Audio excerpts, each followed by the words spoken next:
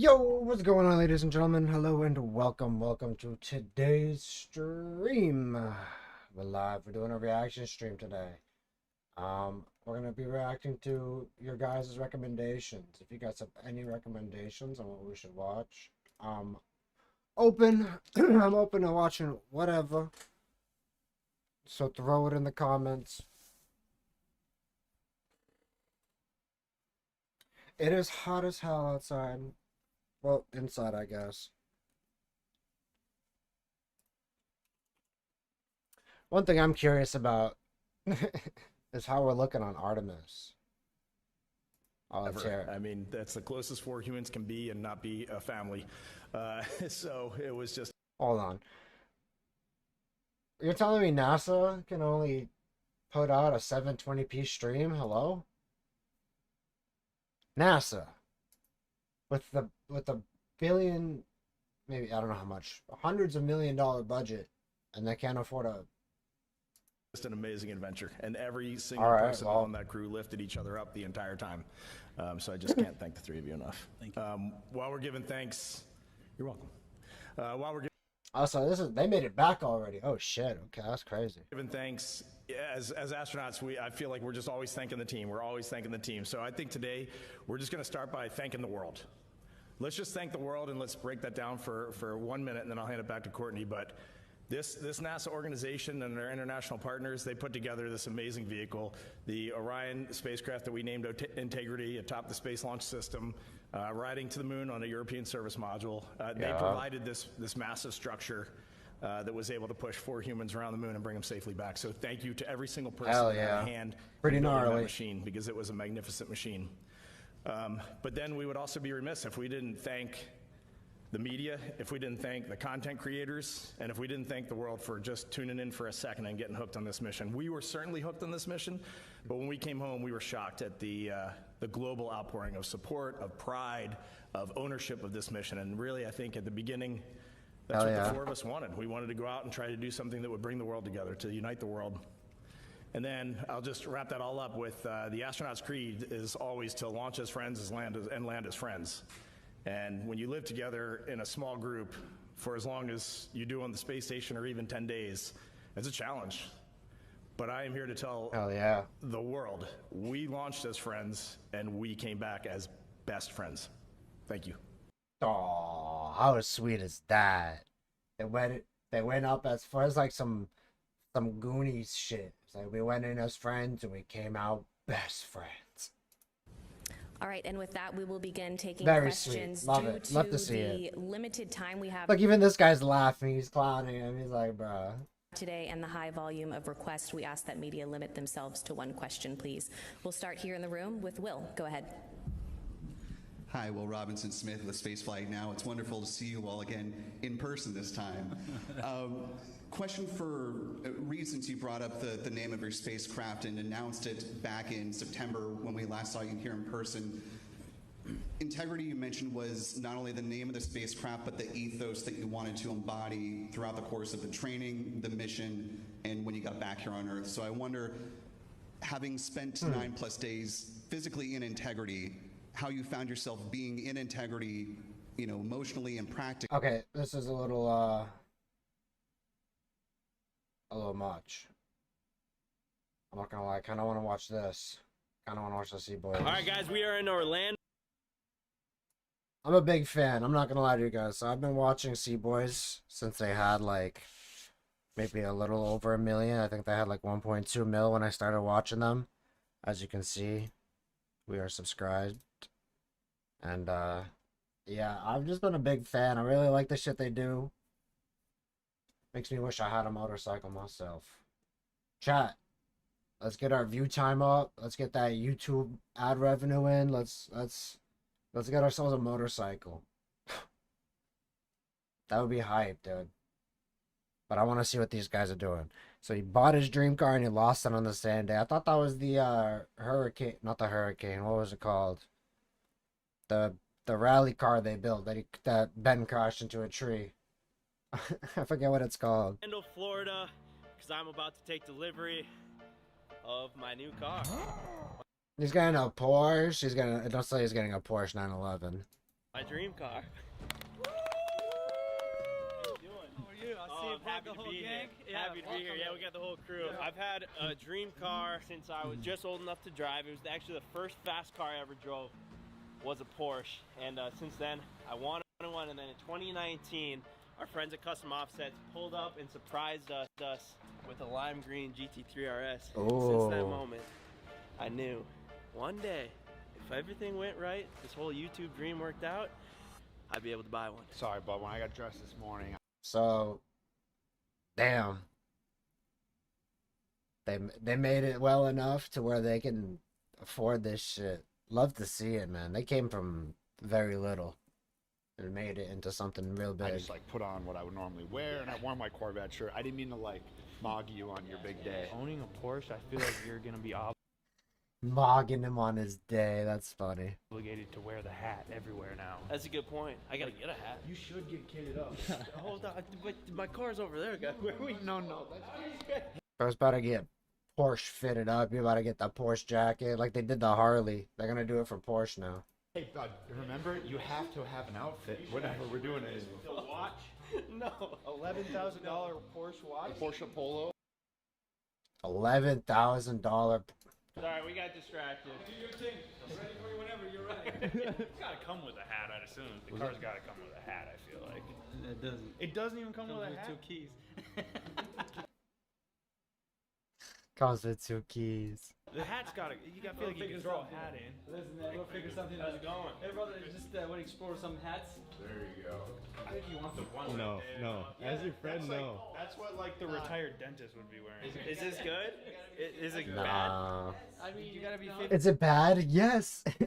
plus to be running that. That's better. Well, that'd be your one for the course. That's what you're gonna wear on the racetrack. Oh my gosh. Oh my. It's not bad. I'm taking care of the hat. I'll buy him the hat as a gift. So, yeah. Thank you, sir. Congrats. Appreciate it. I did that. I got him the hat there. All right, boys. Let's take delivery of a Porsche, huh?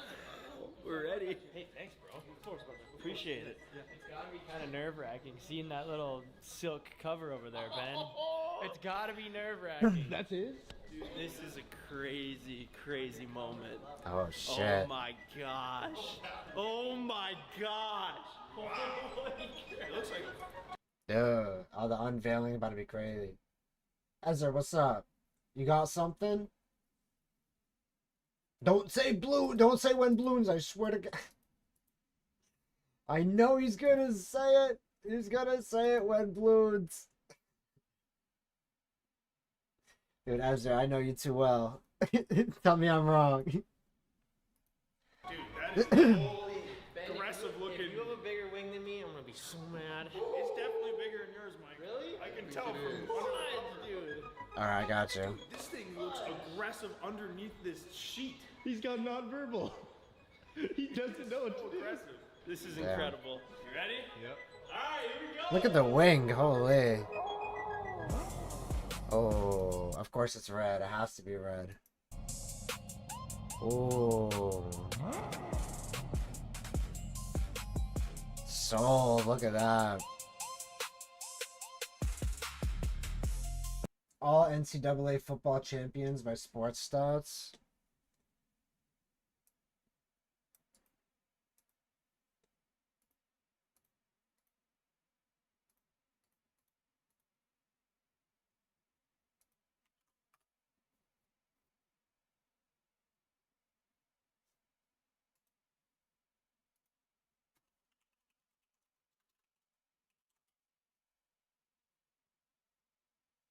This guy.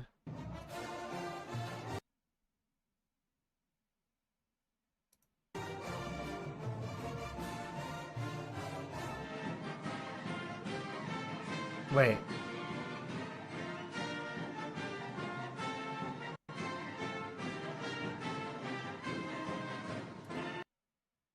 There's no way you're having me react to this.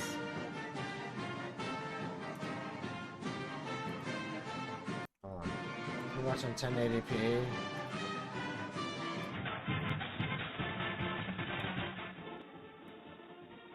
This is when you gotta watch in like fast speed so you can see the graphs moving.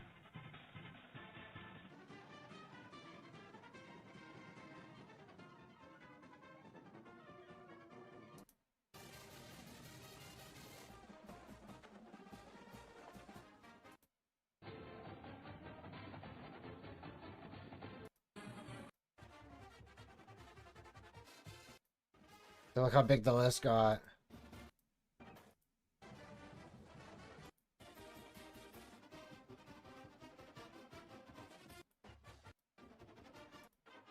Dude, what the hell? Ezer, what did you make me watch?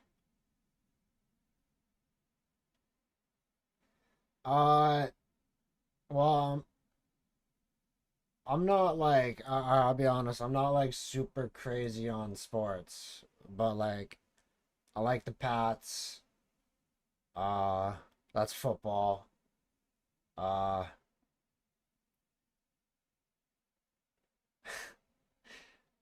uh, Lacrosse is pretty cool, but there's not really that many lacrosse teams. But I used to play lacrosse, believe it or not. Unc used to play lacrosse. That was a fun time, chat. Playing lacrosse, those were good. Low key, this video would be great if you played it at like 500 times speed.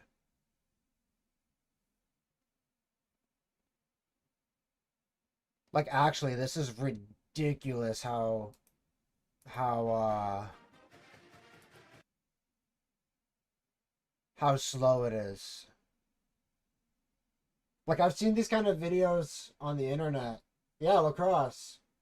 I've seen these kind of videos on the internet, and usually they're like 100x speed, because like look how slow that is. No, these got to be like pew, pew, pew, pew. It's got to be zooming. Oh yeah, back in the day, used to be a lax bro, you know. Did not the wavy hair shit though, but we were lax bros.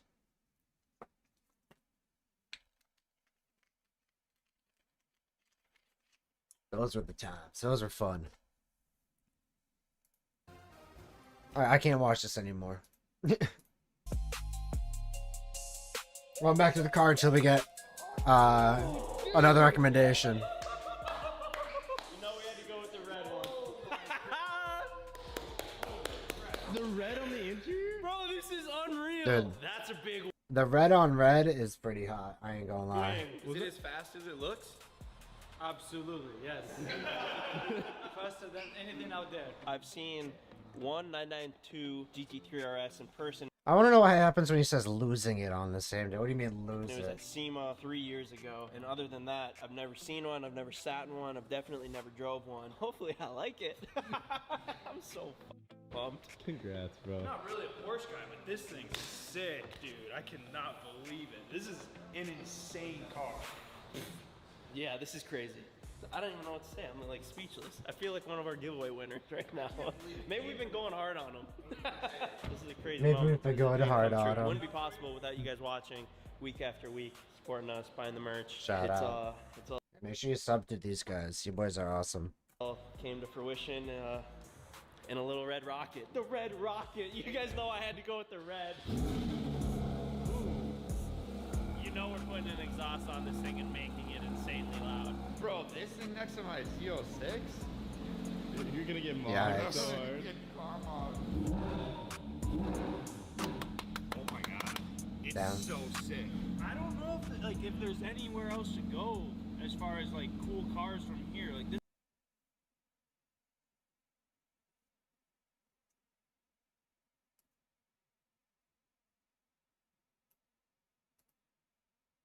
Are those like song? Because okay, music is very not music, because music is very copyright heavy, and it's very difficult. Like I can react to videos like, you know, something like this, but in a YouTube long form like video live stream, bro, they will copyright the shit out of my stream like no tomorrow. And disputing it is like the worst. Like, bro, I got copyrighted for the Jubilee stream I did, the 1 versus 20 meat eaters. We got a copyright on that, but we just, you know, dude, it was an hour-long video. We did a 3-hour-long stream. So that claim ended. And like now we're doing this one. And like I really like watching C Boys, and like I'm down. I want to commentate on it, but if I commentate music, that's where it's hard to like, because you have to like listen to it. You can't like pause. Like, I don't know. Music is. I've had a lot of issues with music on YouTube and copyright, severe issues, and so I can't listen to music on YouTube. Unfortunately, I'm sorry. That is unfortunately the situation we are in 2026. Because otherwise, it messes everything up. It really does. I wish YouTube would do something about it, but copyright, copyright. Fuck it. This is insane. I think I might have made it. This is one of the nicest cars I've ever seen. They did make it. My man made it. With the red car with the red interior, bro. Made it. Actually made it. Seen in person. You gonna drive it home, be like, Mama made it. I don't know if you're just saying that, but I appreciate it. Thank you, bro. Like, Thank this you. is so it's not only nice, but it is cool. Yeah, it's so cool. Yes! It's There's hyped. one thing that it is missing right now, actually. I got GT3 RS stickers made. Oh, he's got stickers on it? So you can actually No. just spec these from the factory with this sticker on the side. It's like a crazy option from the factory, like thousands and thousands of dollars. They were gonna charge $500 just for these on it. Yeah. So, called up our local sticker guy, Brushmarks. They made these stickers for me. Now we're gonna throw them on. Is that okay if I throw these on right here? Yeah. Okay, perfect. The best part is they gave us 4 just in case we messed the first 2 up. Greatly appreciated. That is very nice. Got your squeegee. I can guarantee you this, we're probably the first people to ever show up by a GT3 RS and then put our own stickers on it. How's it going over here? Oh! Next level! That was not cool, bro! Not cool, bro. Dude, Who gave you a coffee? Who does that? Who just When's does that? balloons? Who does that? That's pretty good. Is this part of the normal delivery process? A guy putting on his own stickers? First one, this will probably be the last one. Oh, turned out a little better than I was expecting. Ooh, okay, wait, it actually looks really nice. Absolutely. There we go. 20-minute sticker job. Saved me $500. Not bad. Hey, listen, anything you need, you got my number. Reach out to me directly and they'll be more than happy to help you get you on the next one. Okay, appreciate it. All right, here we go, boys. Let's drive it. All right, do a launch out of here, Ben. Bro loves that commission. Ben's little. Says you, little life revolver. He's so flustered, dude.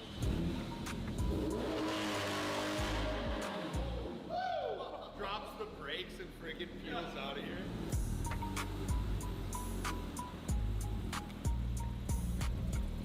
God, you stink, Dalton. You gotta put the windows down, dude. That's crazy. The shifts are insane. When it's a race car, you gotta drive it like a race car, right? That's right. Or at least you should.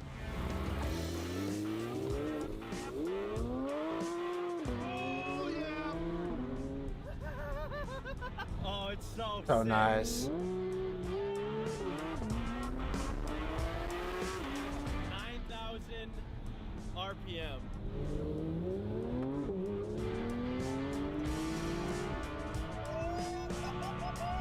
Bro, it's pulling.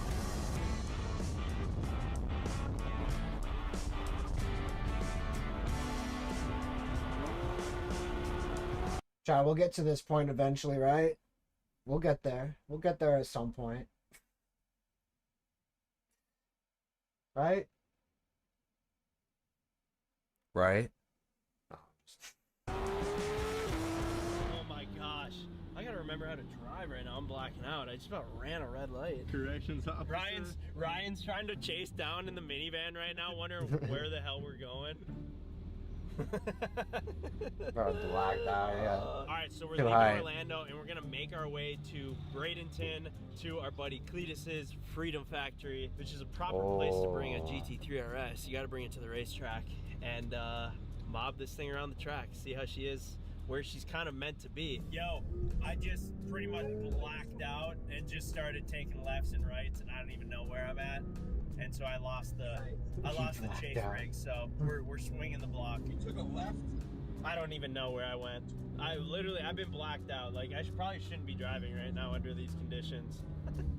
Is it red Want me to take the wheel, bud? Yeah, Ev, I think you need to drive. Usually Oh you're my pretty God. good about letting all the boys drive your vehicles, but I don't think I'm gonna ask to drive this one. Oh, I don't care. You drive it. I don't think I'm driving. Yeah, you can drive it. I don't want to drive. Maybe not this one. shred 80, but everyone else can drive it. Oh my God, man! Oh my God, man! Oh my God!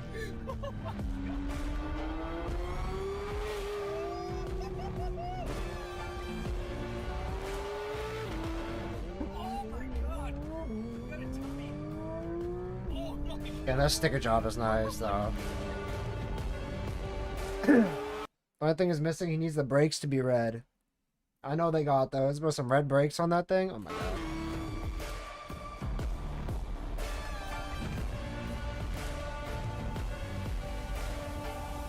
You guys don't drive in the city much, huh? No.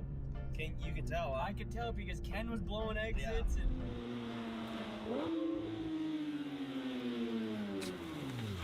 Look where we are, boys.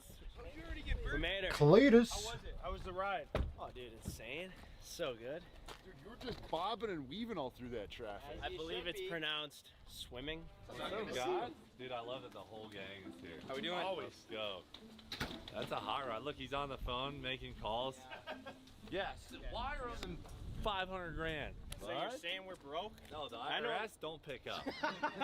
Damn, brother. She looks good. Thank you, And we're bro. going to track it today. You got the hat. I do have the hat. Yeah, it's He's pretty ready. official hat. They threw it in. Bro, he noticed the hat. The freaking hat. Last time we were at Cletus's with the red vehicle, it was the red mini truck. Little bit of a change, bit of a downgrade this time, but Bit of a we're doing what downgrade. we can. And what do you think of the stickers on the side? Professional job, you think? What, did you just put those on or something? Yeah, in the dealership. In the dealership. You did that. We pulled out the No, I did. decals, and I go, cool if I put these on right now? Well, they tried to charge me $500 Yeah. to do it, so I was like, nah, you know. gotta have them. So are we gonna turn Cubs left? fan, what Are up? we gonna hit the track? Damn, sad Cubs fan. It's okay, man. Oh, what's good, Iron Man? Yeah, obviously. And how are you feeling about that? What up, what I up? wouldn't turn off any of the stability. Yeah. Keep it on. Otherwise, Don't we'll have do a really good anything. title for this video. We Yeah. could end up with a killer title and thumbnail. Yeah, today. for real. You know, I think we're good on that. Okay. Drift this thing around the parking lot. What are we doing? Boys out here. You want to hop in? No, I was looking at the little guy next to you. Oh, you get in there, yeah. Looks like he's been working out. Oh, dude, that is a bucket. Yeah, it's a bucket. It's a mean Right, bucket man. seat. Now remember who we talk about? Red vehicles and you getting excited and blacking out and stuff. Yep. Let's keep her smooth, bud. And blacking out. Oh my God. Ethan, what up? Good to see you, my man. Glider, get in the power.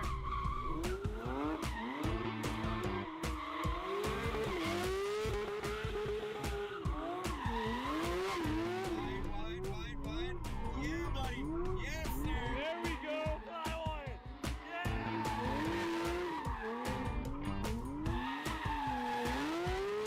it. Wham into a freaking tree.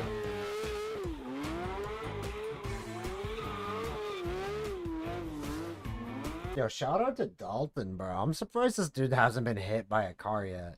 Like, that's crazy. He's getting some crazy shots. Oh, all right, he did what I wanted there with the big slide. That was nice. Yeah, bud. Let's go. NASCAR license, bro. Slide? Dude, those are slides. Those right are proper. Hit the wall so fast in NASCAR. That was good. Nothing like hitting a couple good burnouts before you go and hit the track. Dude, you got so Pray for him, guys. Say don't destroy this car. much aura right now. I can't even Oh, stand boy. being next to you. Hey, I'm gonna be honest, I was looking at the toter home a little dude, funny I there for a realized you were second. doing it. I was. There Right was a past split. us? There I was was a going split crazy. second where I was like, "Shit, I might kind of be a wheelman No, right that now." was sick. The one, love at the one frame. Oh. Oh, where she belongs. All right, the boys are gonna hit a couple drift laps around the Freedom. Oh, on the track. Oh, I can't wait to see this thing fly. Factory with cleat driving. I heard this is a pretty gnarly experience. Damn, that's a nice ass freaking Cadillac. Look how that shit's like decked out with the lights and everything. Nice sticker job. They're rolling 5 deep. Are you certified to be driving this thing? Certified would not be the word. You've driven this track before, right? Wrote the certification test. I've done a couple He wrote the laps on test. track. Where are you? This is it, boys. This is it. Look,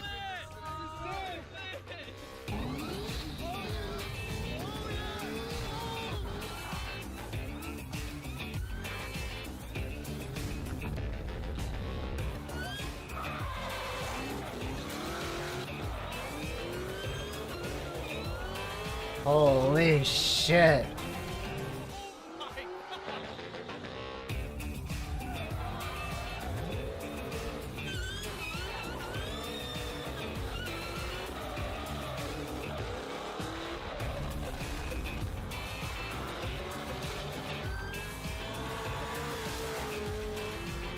That's so gnarly.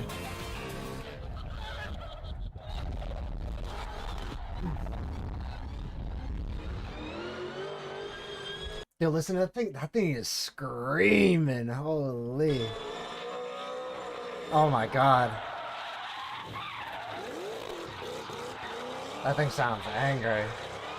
Dude, that thing sounds fucking angry. Oh my god. That is not a Miata.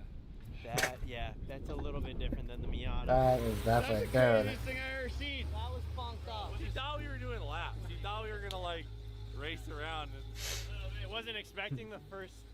Dude, the turn in. crazy I love drifting. this car, dude. Yeah, Ken, I could see you driving one of these. Kind of have Blackwing vibes to you. Like, it's kind of Yeah. your stuff. Cadillac, Ken, you know. Yeah, you gotta get rid of the Tesla, Ken. This is more your style. Get rid of the Bronco.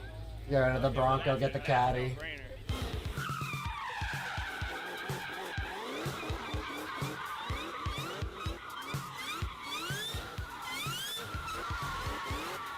Evan in the back.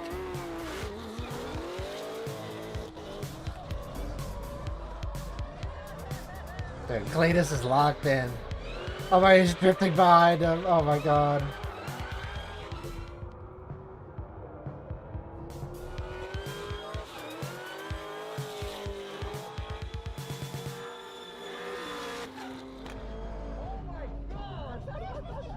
That was crazy. That was the most insane shot. That was insane. Holy Lining up shit. GT3 RS against Cletus's RS. It's just emphasis on the RS. Oh.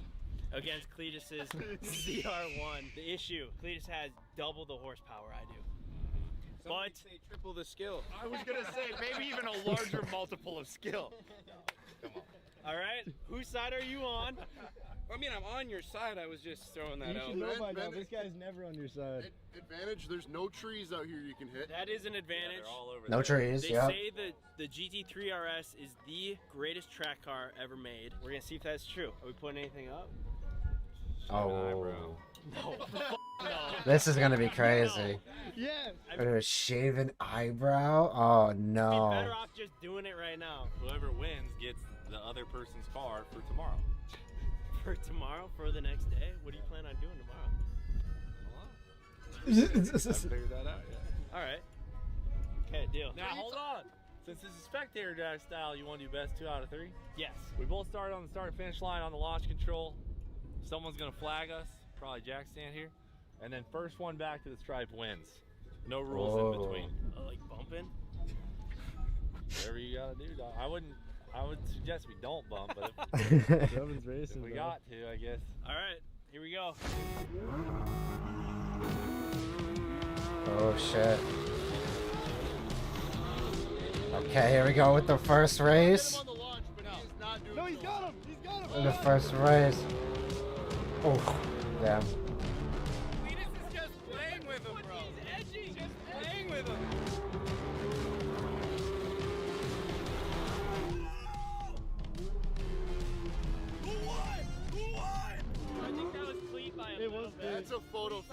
have to. Oh my god, It dude. was pretty obvious. It was clear. Oh my god, he's playing with them. Who was it? Cletus. What? Cletus. Really? Easy, yeah. What do you mean I don't want to easy? get in your head, Ben, but I think he was playing with you right there. Totally. It was so obvious. How close was it? Not close at all. It was. Really close. I don't think it needed to be close. I actually you thought I did did good. great. You did do good. Like I was like, oh shit, I got him in. You were honestly going really good through the corner, like you were fast. I thought that I did good, and I got back, and I was the laughing stock of the crew apparently. Good, dude. I mean, when I edged you out by a foot, It was these really- guys are acting like you beat me by 7 car lengths. No. I said the finish line was close. I just felt that maybe Cletus took it a little easy on you that round. Best 2 out of 3. Here we go. Oh shit. All right, here we go. Best 2 out of 3. Let's see it. I missed the launch on that one pretty bad. Is he giving up?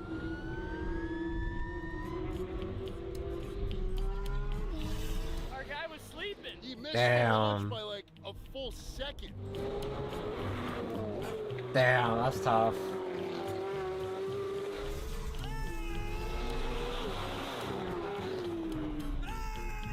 Well, you can't blame him. It's only his first day with the car. Give him a little more track time. Ben will be there next time. Next time. Damn. That was a terrible launch. I might have to ask Ah. him to save that one. That was pretty bad. My launch, dude. I had a bad launch. Run it back. All right, let's run it back. Lock in. This is your car on the line, bro. The launch was Oh like a my second god. late. I know it was bad. 2 of the literal best sounding cars I've ever heard in real life. Dude, I don't think Ben stands a chance. I'm sorry. That Corvette is freaking insane. That thing is so fast. Going down right now. Well, that's because there's not a Miata on the track That right 0-1 now. is insane. Dude, yeah, like when he hammers on it, it feels like he's sucking like the atmosphere out of the air. It's crazy. Sucking the clouds out of the sky. You mean sucking the air out of the atmosphere? Yeah. That was bad. Bad launch. All right.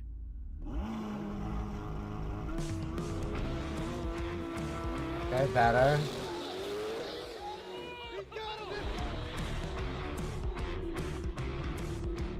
Oh my gosh.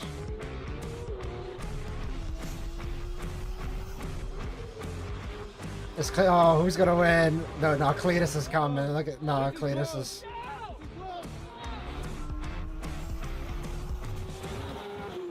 Oh, he got Ooh. him again, dude. He got him again. No way. No, that was clean again. Damn it! He still beat me. I felt like I did Oh my pretty god. good. I feel like I Damn. did pretty good there. Looks like Ben better sell that thing right now. You won that one? Yeah. Bro, It was close. Way lost closer. the keys in 4 hours. That's what he means by I mean, losing you had it. back, but- You did good job. Dude, I feel like I get some props for trying. Yeah, I mean, dude, it's ballsy putting your car on the line you just got 4 hours ago. What's a race without a little consequence? right. Hell yeah, where are the keys? Well, you get it till tonight. Congratulations. Take care of her. What are we I've gonna do? had this thing. I've had this for 2 hours at this point. What are we gonna do? We're gonna a lot of donuts. I'll take. A lot of You know donuts. what I mean? Like I'll treat it like one of my own cars.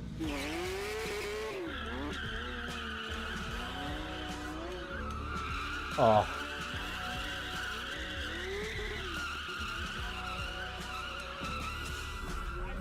This is just wrong.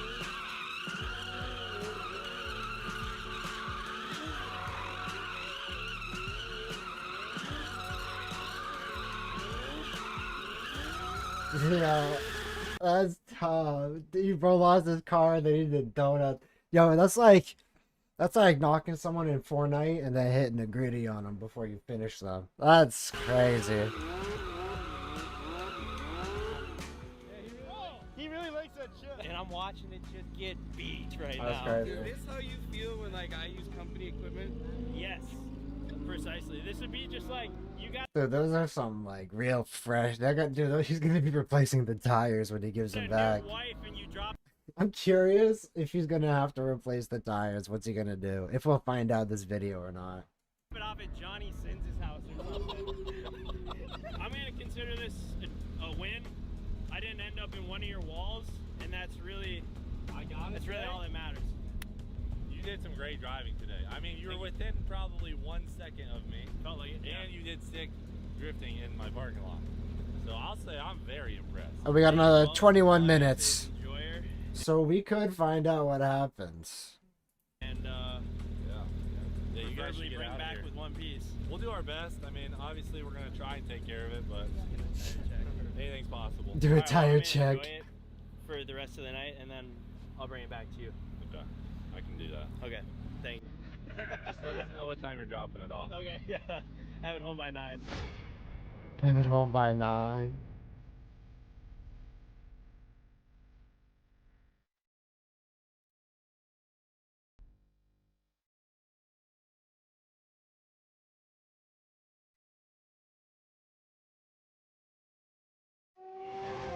And now Cletus has it.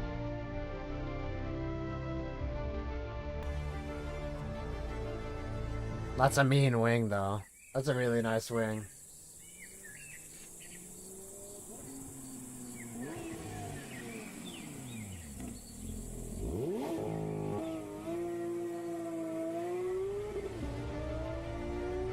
Dude, they're making like little cinematic movies for the cars now? God damn.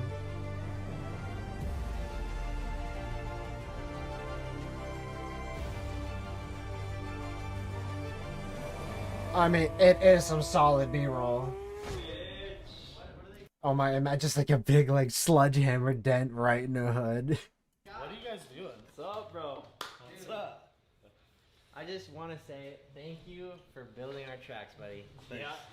Oh, Why are you guys being weird? He's Canadian. He doesn't know how. What do we got? Pizza guys here. We got the snack boys. So I know you wanted us to make a little run to the store for you. So what do we did. We got you. Oh my god. And there's more. Dude, there's no way. I feel bad for you guys staying in the bunk bed room. I think you should sit down and see if you can clear them in a sitting. Dude, that's so bad. The Fortnite big pot. I just literally You got the Fortnite medium shield. Bro got the Fortnite medium shield and a tray of deviled eggs with black olives. Oh my god. Stay away from this man. For this, but Dude, this might be Ev's best reaction to something ever. we've been in a car. What's that gonna get me from here to there? Can't believe we bought him a Lamborghini when we could have just got him a platter of deviled eggs. You think you can put them all down? No. Would you try? What if you had an hour and if you eat all these, you get $1,000? I can't do that. I'll eat one. How about this? How about this? This From whole experience. platter is $1,000. Oh god, poor You Ethan. get however much you eat. You gotta lock in here. You got your big pot. You got your eggs. You got your big pot. You need this Guys, $1,000. I'm This seriously. is an easy $1,000 for you. I'm so flattered, but you understand. I This is the literally best challenge just yet. ate 2 pounds of shrimp, 3 eggs there, 2 corn cobs, and 3 potatoes. Like I am so 3 full potatoes. right now. But I don't think that's gonna be a problem. That's a half a jar of mayonnaise just to whip this up. All right. Well, you want to start it? You've been training. You've been training. Look. You've been training. Finally, a challenge. Taylor, You're gonna win, man. You're gonna win this You got one. that to wash them down. You're gonna Oh freaking win no. this one. You've done this before. Here we go. Off to the races. I'm gonna start the timer. Boys, I'm just gonna disappoint you. Like I don't even think I can put a dent in. I'm so full right now. Am I really gonna go puke up 2 pounds of shrimp just to try to eat 50 eggs? Well, that's up to you. That's so f***ing insane. I think you should ask yourself that question. So in between if this is such a thing, like is this They're a gonna thing? make- I don't know. We're Oh, so they're gonna make him. Oh no. Oh no, Evan, don't do it. Oh, I hope he doesn't go to the bathroom and throw up so he like can eat the eggs. Oh no. Oh, please filming it, don't. but like 25 eggs for $1,000. You get to keep.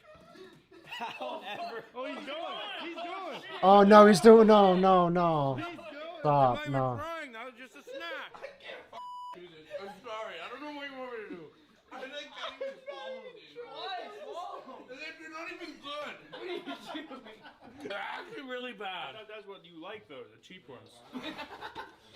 Like the gas station. I don't know. They're actually bad. I don't know. Anyways, Ev, I'm just glad we finally got Oh, you that's a so gift. gross. That you Oh, thank love. God he didn't eat I it. love it. Hey, Thank God. in a couple hours, when I turn up an appetite, A little late night snack. Late night snack. What's up, guys? I just want to take a moment to thank a longtime sponsor of this channel, DraftKings Sportsbook. Oh. Evan, you heard of No, sorry, we don't endorse gambling. Only in video games. Alrighty, the boy. Alright, sorry. Do the panel.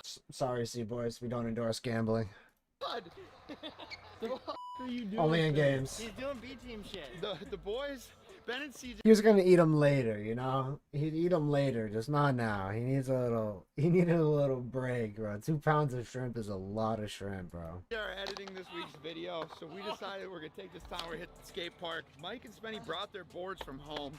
Evan picked up a $100 Huffy from Walmart. it looks really nice, but honestly, I don't think it's very structural. And Ken, don't worry, I didn't forget about you. Oh, You've been no. trying with rollerblades in the past, and you really haven't come to love it. And I thought, what's something even more lame than rollerblades? Scooter. Scooters. Check this thing out, Kenny. I called it, chat. You like that? You like that? Scooters. I got you an electric scooter. You know, I'm meant for stuff on flat ground, none of this terrain kind of stuff. There's a little bit of flat ground around here, you'll be fine. Plus, we got your protections. And this is probably the most legit skate park we've ever been to. There's a That's ledge so over there, funny. Ken. Ken! You actually can't do that. Like, there's rules here. Ken is not made for the skate. Yeah, no, bro's gonna get kicked out.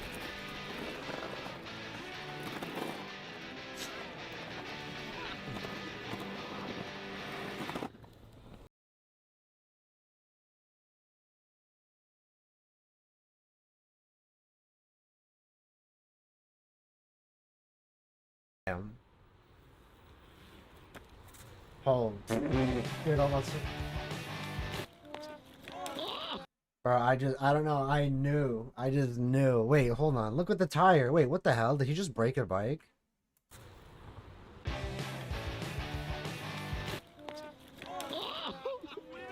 You cooked the wheel, dude. Oh my god, dude, you actually folded it. It didn't last 5 minutes. Did you exceed the weight limit there, guy? What's going on? Oh, dude, look at that.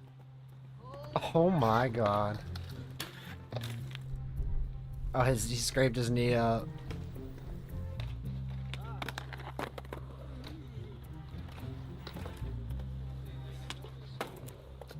Okay.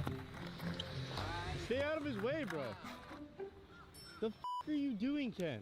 Bro, typical fucking scooter kid. Oh my god, typical scooter kid, just zero awareness.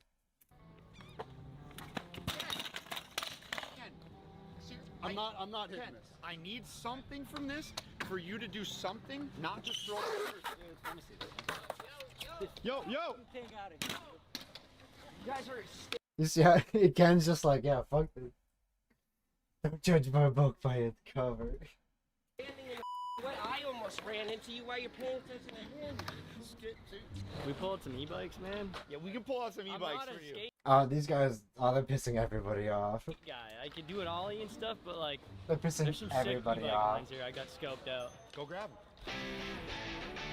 Penny's pulled out the 26 Altis. I don't know if it's Ooh. allowed, but we're gonna rip it anyway. That's pretty gnarly.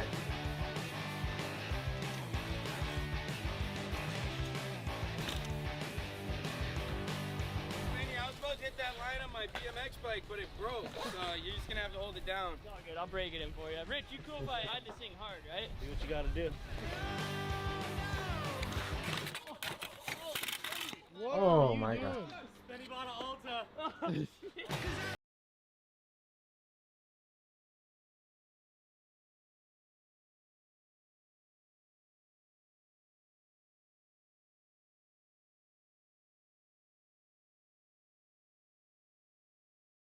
Been kicked out of so many golf courses. I mean, they have like videos called Reckless Golf. I think they're on like Reckless Golf 4 or 5 now. Like they get kicked out of golf courses all the time. So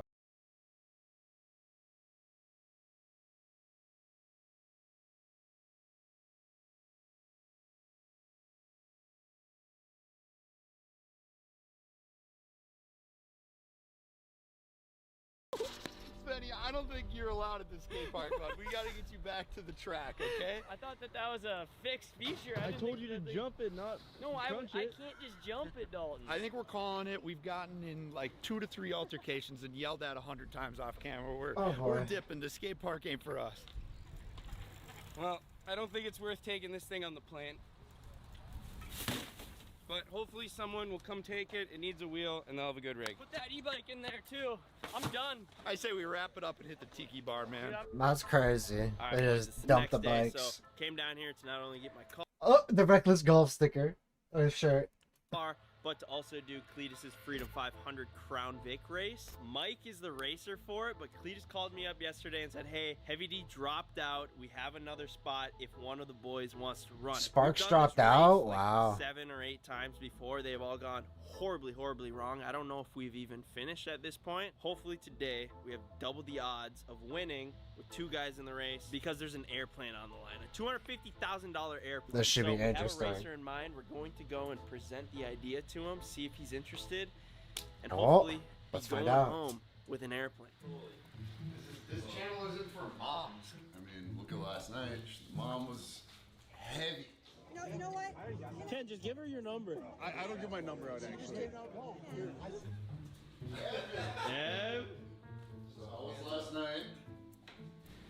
Okay. Ken, can you go put pants on? Ready for your big race today, Mike? I'm ready, Ready for bro. a big race? I'm ready. I think the only thing that would help you win more is if we had another guy in there. What? Not in the car with you. Not in the car with you. Our boy Heavy D actually dropped out of the race, and they asked if you want to take his car. Yeah, duh. There's an airplane Duh. on the line, and now we have 2 times the odds That's amazing. of one of our boys winning this airplane. I'm selling it. I know you are. I know you are. The one guy that does not want an airplane. Just think about Ricky Bobby, shake and bake. Like you guys gotta be together. Yeah, we'll shake and bake each other into the first corner. Keep in mind, there's literal NASCAR. Shake and bake into. Oh, so we're about to see a whole NASCAR race still. They know how to Okay. get around. Okay. Push you or run you off the track, but this is probably your best odds. But hey, they're professional racers. Neither of Mike or Evan are. Ken, throw on some pants. Those are the pants that you decided to put on, Ken? We'll put on short shorts. Ken. All right, well that's sick, bro. I can't believe it. Shake and bake time, baby. Shake and bake. I need a nap. And we are live in Bradenton, Florida at the Freedom Factory. Freedom 500. All right, we made it to the Freedom Factory. Ev, we didn't plan on you racing as well, so I apologize.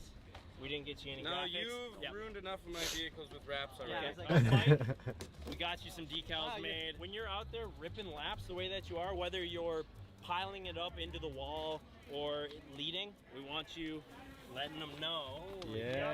Oh, Money Mike. Letting them know who they're watching. Holy crap, these are lit. Yeah, it's That's pretty a efficient. crazy Hopefully Mike doesn't decal. scratch him within the first 5 minutes of driving. What do you think of that, huh? Money Mike? Do you think we got enough time to slap him on real quick? Yeah, hurry up, bro. CJ, you got your knife? I can't travel with a knife on an airplane. The knife guy doesn't bring a knife? Thank you. Oh, can I snap it? Snap it. It's a little stiff. Oops. Bro loves to snap knives. Wait till he finds out it's spring assisted. Them spring assisted knives are actually they're kind of. I think spring assisted knives are illegal, depending on where you're from.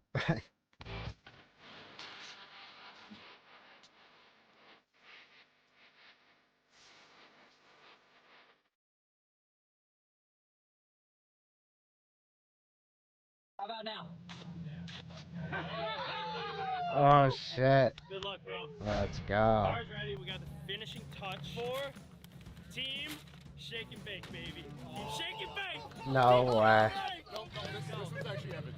I think those are we got the wrong ones here. Well, because I'm the one that's going to win and you're going to help me. You're gonna have to let Mike win. Shake and bake, baby. You got that Wonder Bread. That's crazy. You got that Shake and Bake. One back-to-back Freedom 500s. But can Travis Pastrana change that here tonight? I'm going to pee myself. If you're not first, you're last, and I'm last right now. But that's not where I'm finishing. Brother, what's going on? I'm just ready to go fast. You are? Where's your teammate? He qualified last place, unfortunately, but Last? Oh, yeah, I saw that. Well, you might want to go back there and shake and bake a little bit with him then, okay? That's so funny. You want to go back there? Freedom 500 is green at the Freedom. There we go. Shit. All right, here we go. The race is on the way.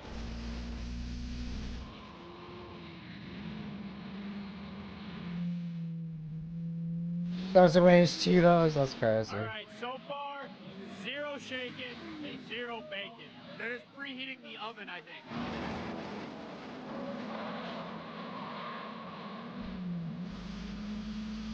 I taught him that. Shit. I taught him that. It's You want a little drifting? Okay. causing the crash. Love to see it. I think the boys are finally shaking and baking. They're right Okay. next to each other. They're at the back of the pack, but at least they're together so they can start working together. They can start shaking bacon. Evan is hustling, dude. I'm proud of him. Ev wants this airplane. Tax season's coming up, and he's got a big bill. Gotta pay that bill.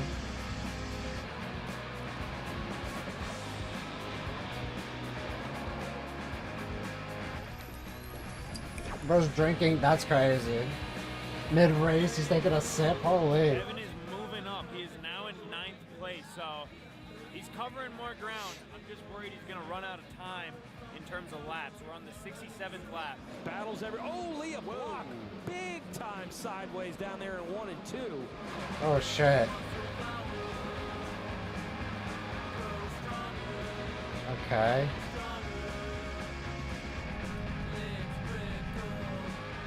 Bro's hot in that car.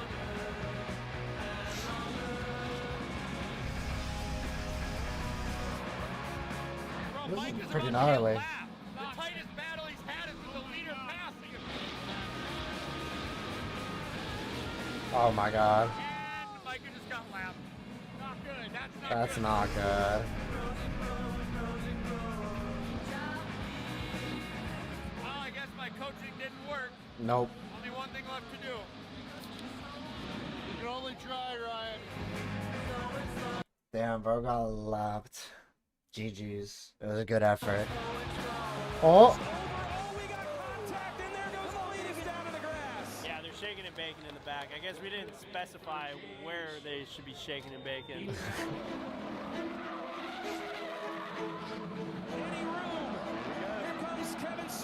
Oh shit!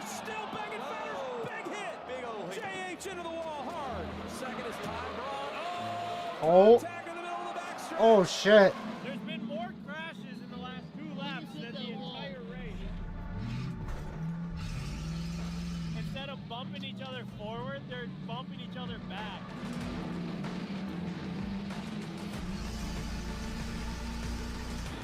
Dude, what a gnarly race. Oh! No, they took each other out. They took each other out. Get to contact deep in the field and a big hit, and that's both the C-Boys. Oh my god. They shook too hard. Oh my god. Of course, Evan and Mike are taking Oh each my other out. god. I did finish. I'm the only one that's finished now. This is not a time to celebrate. There you see what's left of the Oh 7 my. machine. Micah's number 7. If that isn't classic C-Boys, I don't know what is. Damn. And out of turn number 4, Brian Deegan is going to win the custom offsets Freedom 500. The bulldozer. Oh my gosh. Dude, that's so tough. Oh my gosh, they took each other out? What? Oh, did they didn't watch the movie recently. They're like trying to remember how to shake and bake. You gotta watch the movie. Oh, I mean, good effort on them. That's crazy. 70 laps and you just, dude. GG's, good effort. But that's crazy.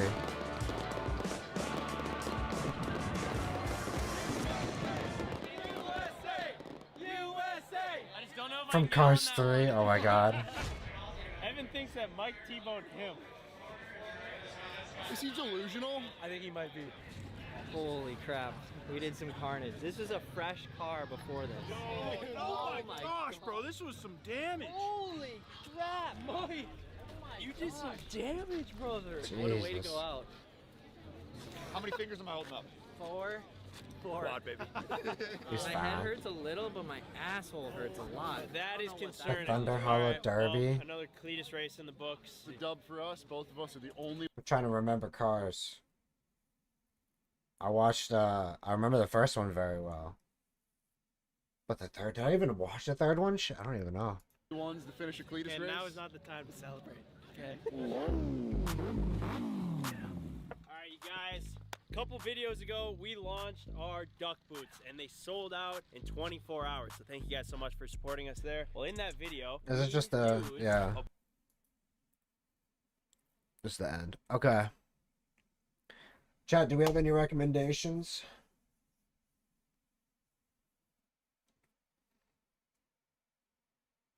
Savannah baseball.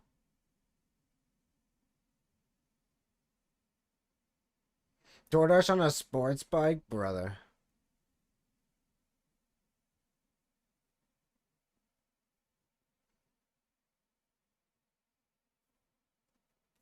Low key. Welcome to Counterpoint. Who had it the hardest? Gen Z millennial versus Gen X. So I think I'm considered a millennial. Right? What am I?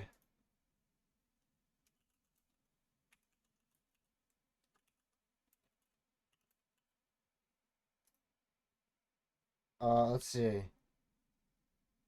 Okay, I'm considered the first year of Generation Z, but it's the cutoff from millennials.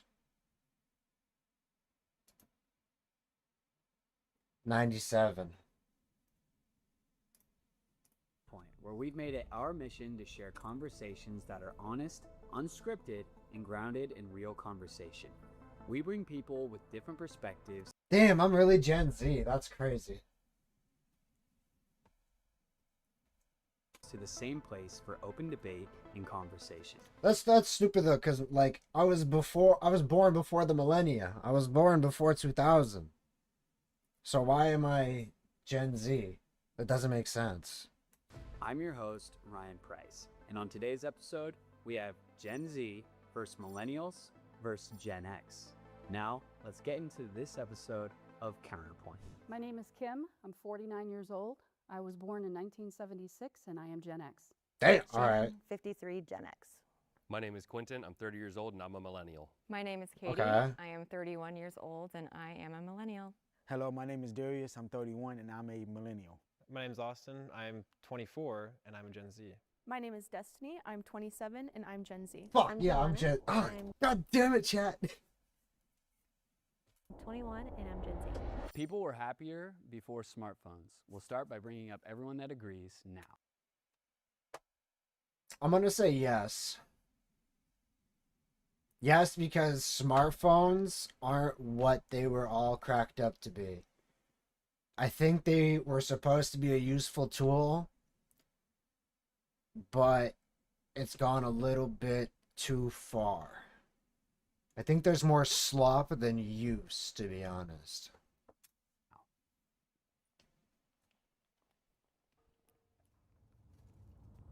Wow. I'm just gonna Damn! The one Gen Z didn't sit down. start over here, come through, and then we'll bring up our one disagreeer.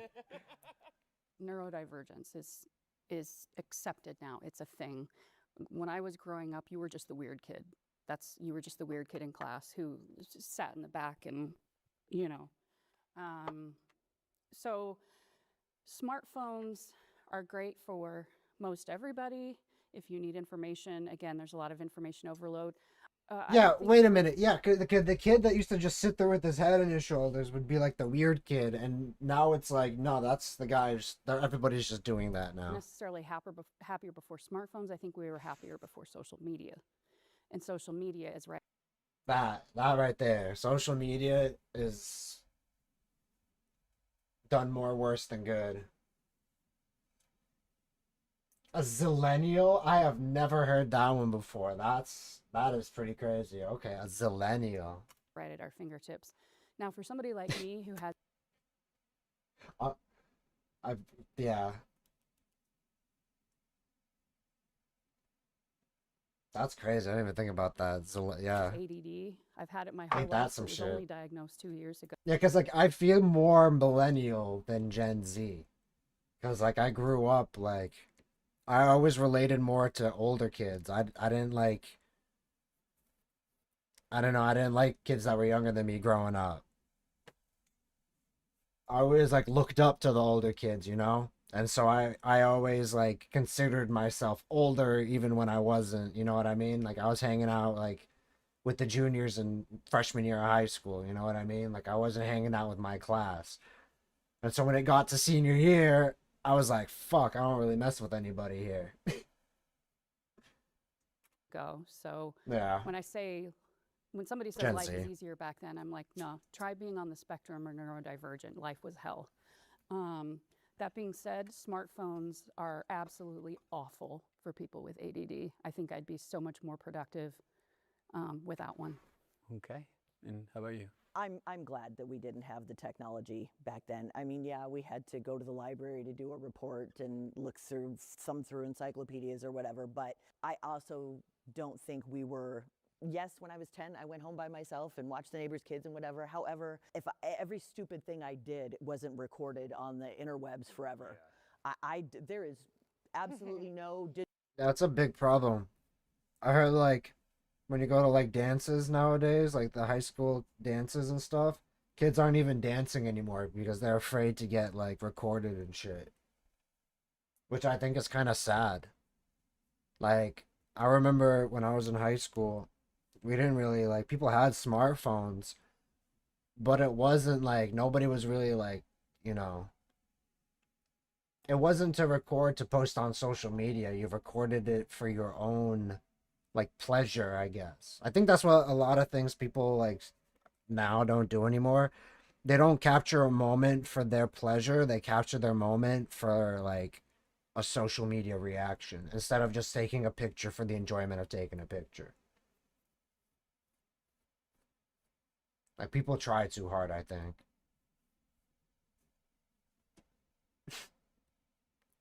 Digital thumb. You should see how many photos that my family, bro, they'll take like 1,000 photos of the same pose to try to find the perfect photo. It's like, bro, it's okay.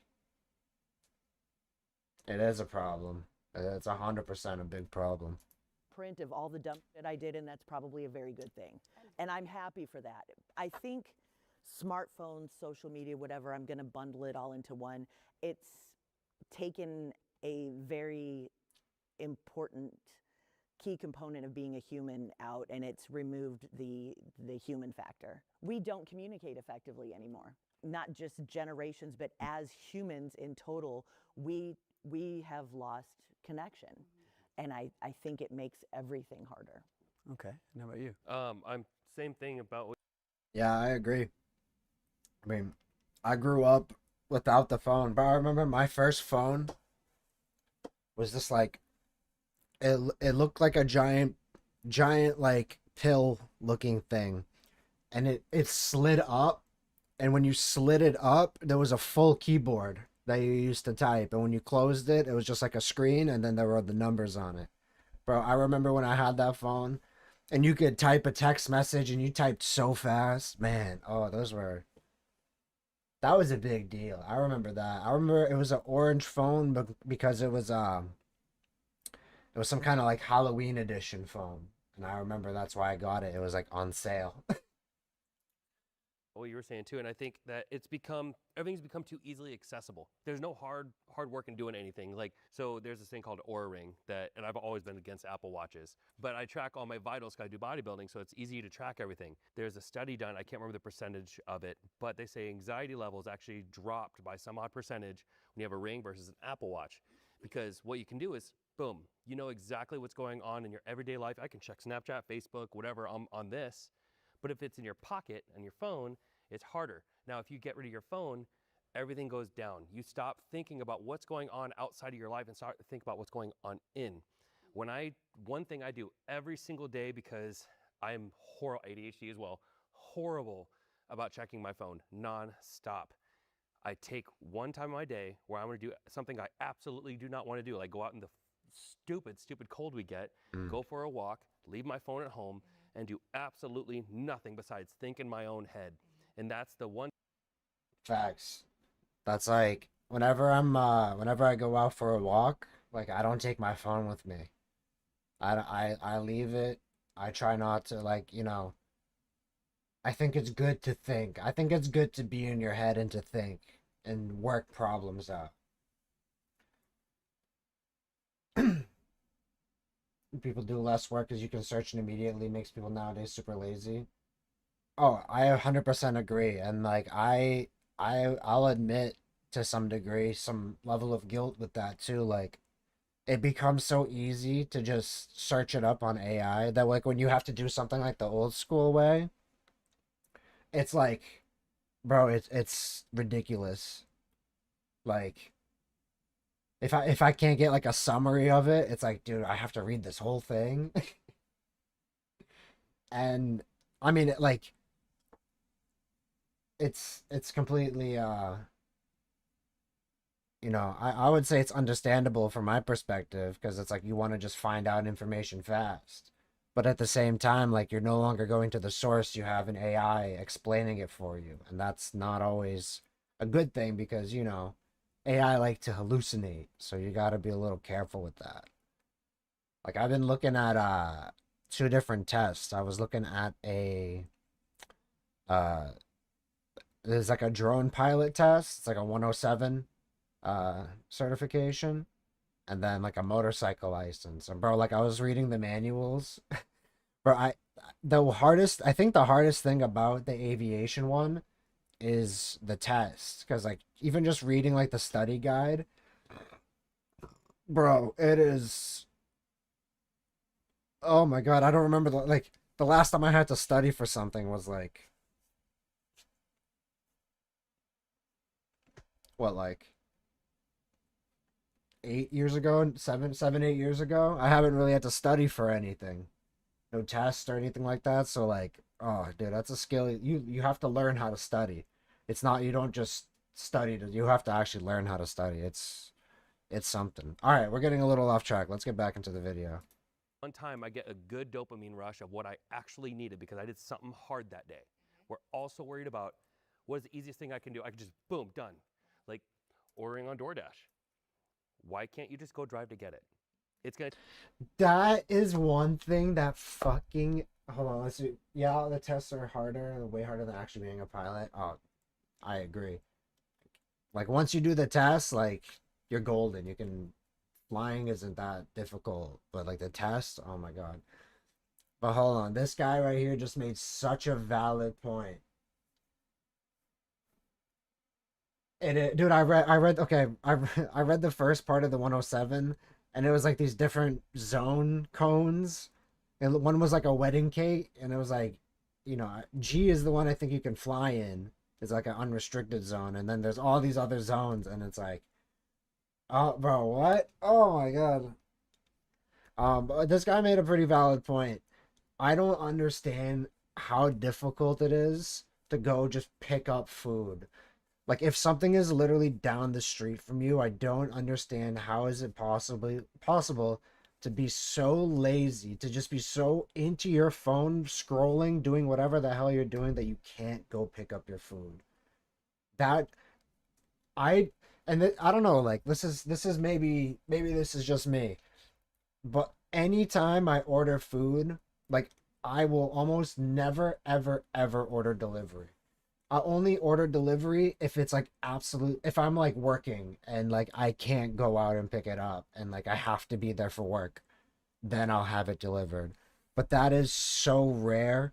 Like I don't ever do delivery because it doesn't make sense to me. Why would I pay an extra like $8 to like when I put my order in, by the time I get there, the food is ready, so then I just drive it home. I don't get. That's why people don't get. Like, if you just order your food and immediately leave to go pick it up, by the time you get there, it's ready. Why do you need to deliver it? Like, you live a little further away. Start driving and call them on the way. Like, I don't know. Cook at home. I'm a big fan of cooking at home. I would rather cook at home than eat out. Only eat out if it's something that you're not gonna make. Like, we can't make Chinese food. I'm sorry. I don't know how to do that shit. I can cook, but the Chinese food, I'll order that shit any day of the week. And I got a fireplace, but okay. Ciao. You don't have a car yet, so you can't get it? Okay, well, like, if you have a car and you have the ability to pick it up and you don't pick it up, it's like, what the hell? But if you have no other option, like, I get it. I know what you. All right, let's continue on. It'll take you 5 minutes, and you have a nice Yep. little drive and enjoy yourself and just do your thing. How many of you have gone this long without looking at your phone? I'm losing my mind. That being said, why don't you go ahead? Well, I just think it's like as humans naturally compare to each other, and I honestly feel worse for like the younger generation that you guys never had an opportunity to like just not have a device at your beck and call. And I mean, I totally see especially now, like I have my own business. I understand the importance of social media. My degree was in advertising and public relations. Like I love the idea of like creating social media content and being like creating art, but that's the thing. I think people That's also very relatable. I love making like YouTube like shorts and like live streaming. Hello everybody. Hello world type shit. You know what I mean? Like she's making very valid points too. forgot to create and they got into overdrive of consumption and consuming, and then they became in this like trapped idea of who they needed to be while getting all of this information and comparing yourself. And I mean, Instagram, and when I was in college, that's when filters came about and Facetune, and it was like, how many Oh followers? my god, dude. I remember when Snapchat filters came out. Dude. I remember when Snapchat came out and then like they were like there's filters and then there was like the dog filter that was like the first one, bro. I think everybody had a picture with the dog filter because you'd open your mouth and the tongue would come out. Bro, that was I remember that. That was crazy. The filters that they had back in the day. Yeah, man. Crazy what it's become. Followers you got, how many 10 likes years you got, later. and you're automatically just like, oh, I'm like, you're already in this pressure of having to like be good enough for like your parents and your peers, but now you have the pressure of being good enough for the entire world and to be visible to the entire world. And like I You just remember think those? a lot of people don't understand the difference between Crazy, understanding having dude. like balance in Some real in crazy shit. having a smartphone and using it for a way that's bettering your life versus like using it in a way to make people think your life looks better. Okay. Mm. And how about you? For me, very similar.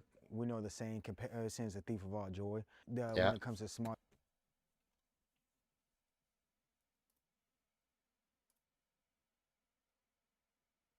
Where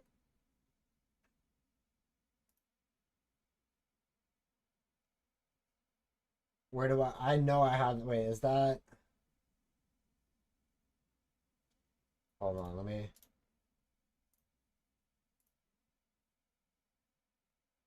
okay, chat.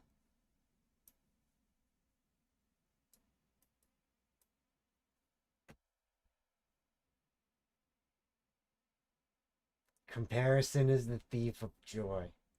Now, let me explain real quick why. If you compare yourself to other people and people that, you know, you think are better than you will never feel like you're good enough. And so you have to stop comparing yourself to other people, and you have to like grow yourself as a person. You have to better yourself instead of comparing what you have against somebody else. Like, okay, one thing that like I'll give you guys an example. One thing that I'm working on now, so I've spent like, you know, I've spent a lot of time doing video editing. I've learned how to use Blender. We've made this filter, like, well, with the help of Walking Stick. Shout out Walking Stick. But like we animated the filter. I mean, we started out with the lemon, which is how like all that ended up coming about. Like, what else? You know, Affinity, we're starting to learn how to do thumbnails. We do Canva for thumbnails. You know, DaVinci Resolve editing, trying to edit shorts, learning all the different tools, techniques, different like video styles to try to make better content. And it's not like I'm comparing myself to somebody else. Like all of this stuff I'm doing is because I think it's something that my viewers would like, you guys would like, you know? So like, don't compare yourself to other people. If you know, one thing I never did, and maybe this is like a good thing, and I'll just mention it. Like, say you're in high school, right? And you get like a car, and it's not the best car, right? It's like you know, it'll get you there from, you know, A to B, whatever. But then one of your, you know, friends or whatever, or one of your colleagues, someone who goes to school with you, they have like a really nice car. All right, let's say parents got them like a BMW or something like that. You don't want to compare yourself to them because you're not that, like, you're not them. That's not your life. If like, say you want that BMW, you don't have to be like, oh, like I wish I had it.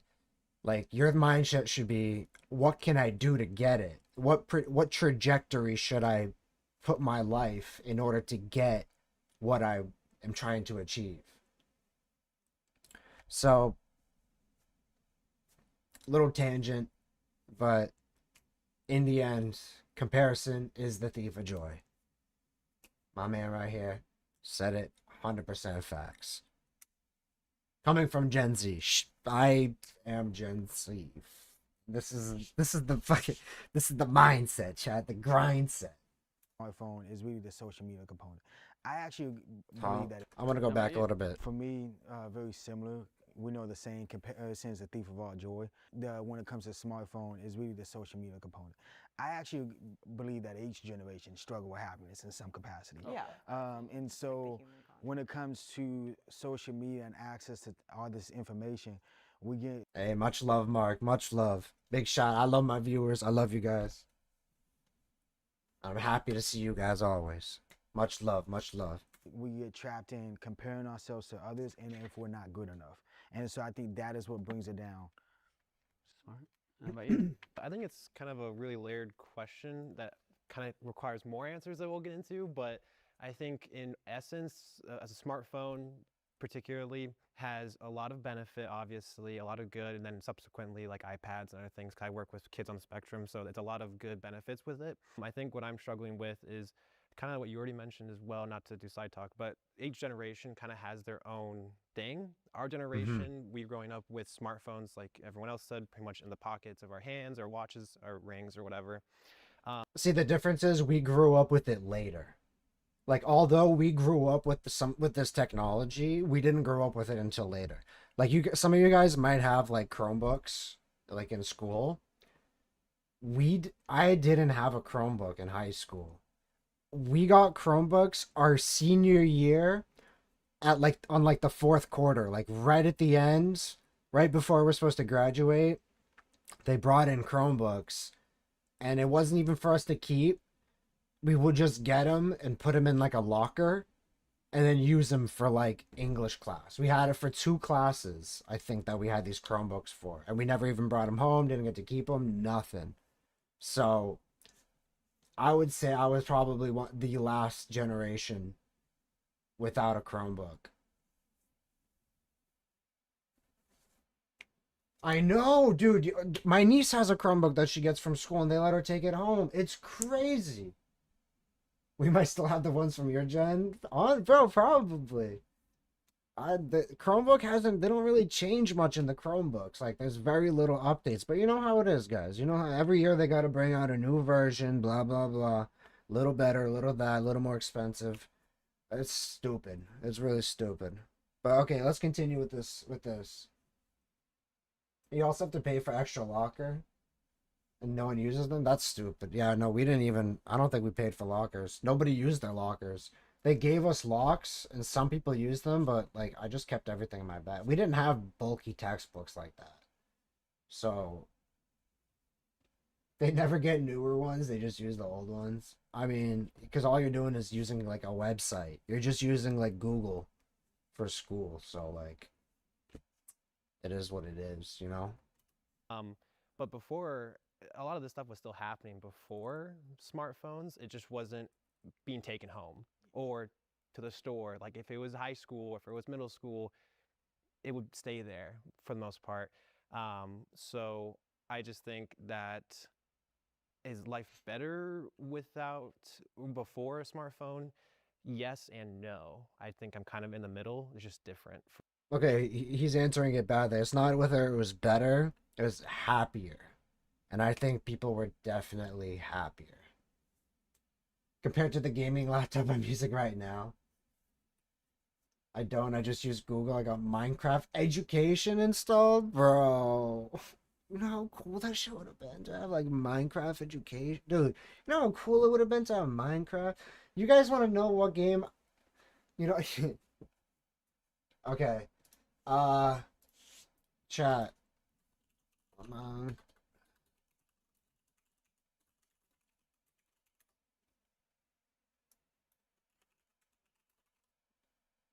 If you guys want to know what I grew up on, this. This right here, chat. Gang, they're installing these on the flights on the. That's crazy. I can't believe that, bro. This is what I grew up on. You see it on this website because this is a reloaded website. This used to be like an actual website you would play Treasure Math Storm on. Look at copyright 1992. This, when I was in school, this is what we were playing. This is what we were playing, chat. I would recommend that if you are at least at a high school level to play this game and you somewhat enjoy math, because it's very easy math. It's very easy, very simple math.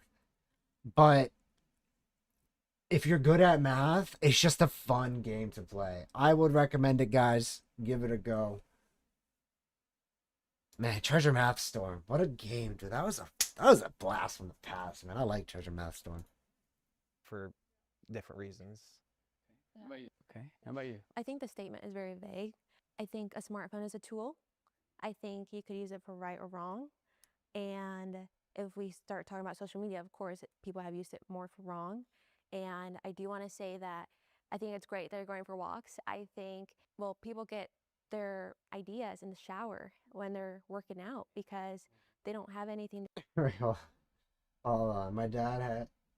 You have to do your own coding computers. Oh shit. Bro's like, you got the IBM computers. Hold on. Bro's like an aviation class. So like mid-flight, you fly in the the plane in the simulator and like you look out to your left and instead of seeing like clouds or a mountain or something, it's just Candy Crush.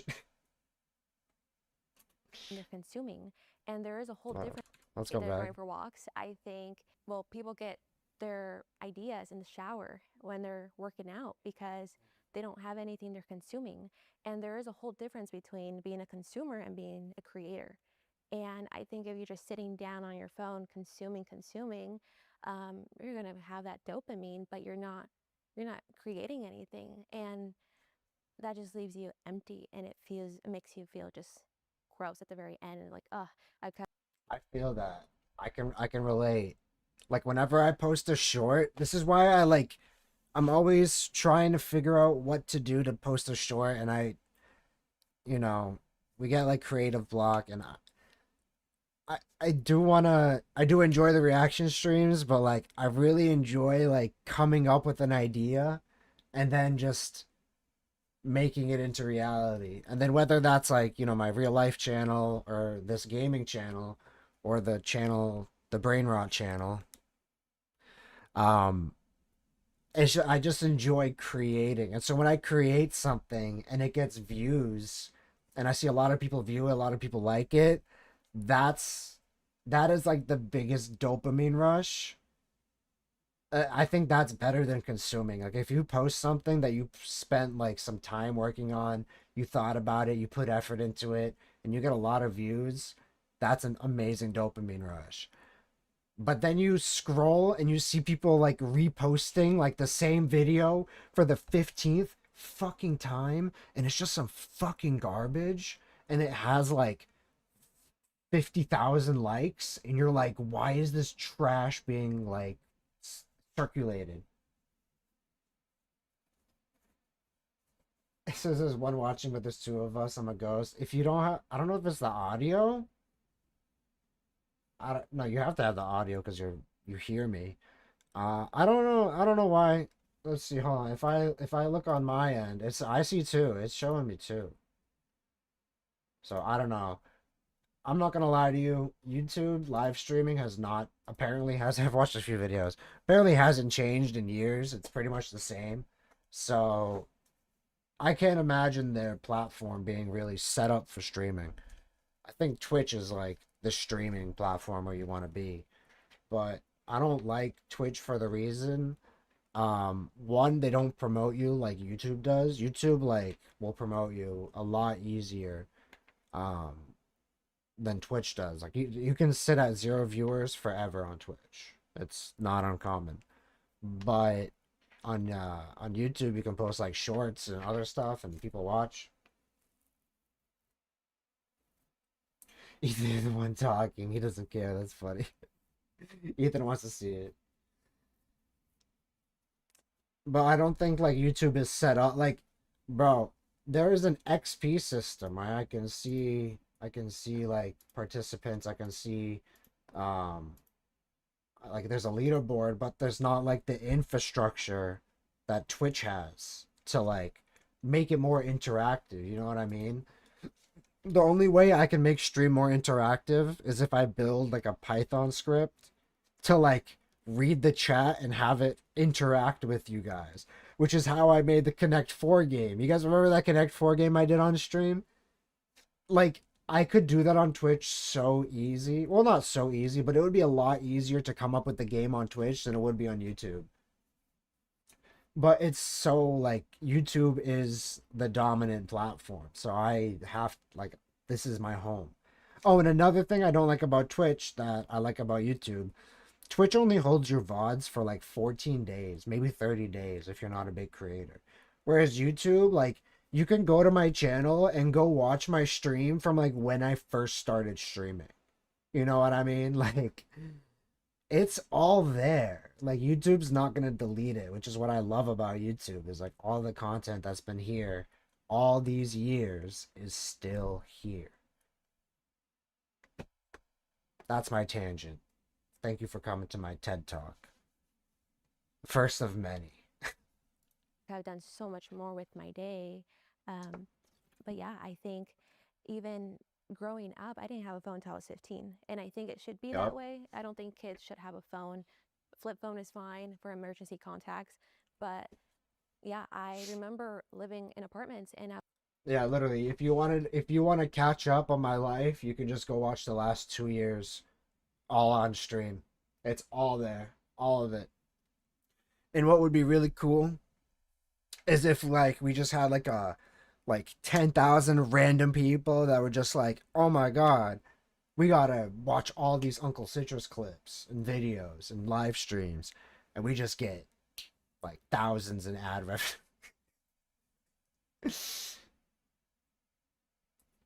The most nostalgic, popular. I've never even heard of that. What?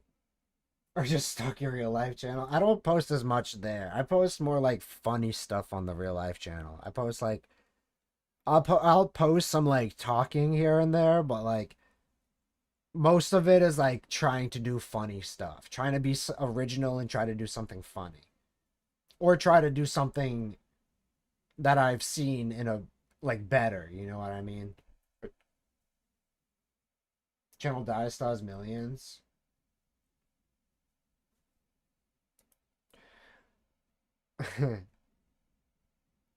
Do you remember Rucka Rucka Ali? I remember when he was posting videos when YouTube first started, and ah, dude. Banana phone, ring, ring, ring, ring. Banana phone.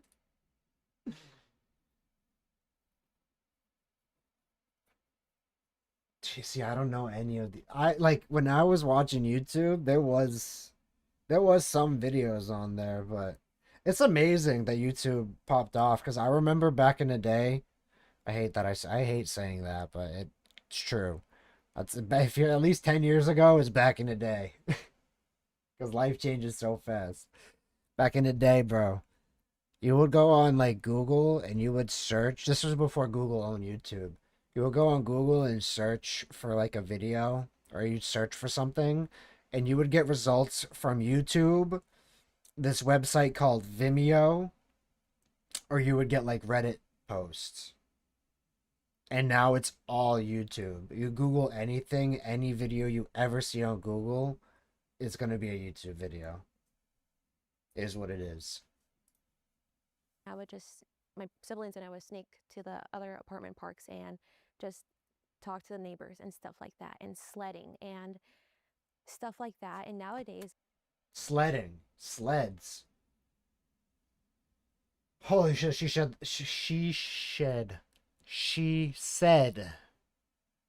Sally sells seashells by the seashore.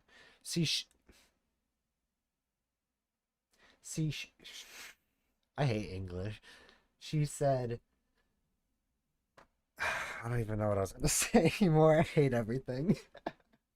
these kids, the only thing they want and think about are technology. I want a phone. I'm 11. I want a phone. I want Instagram. Omegle is another one, like a website where young kids are being part of. And I don't think they should be exposed to any of that at a very young age. There's such thing as iPad. Dude, I remember going on Omegle as a kid. It was a lot more, it was a lot more, it was like it's how you imagine like the 1950s America is like, imagine that's how the internet was in like 2008. Like, it was a lot more not so creepy as it is now.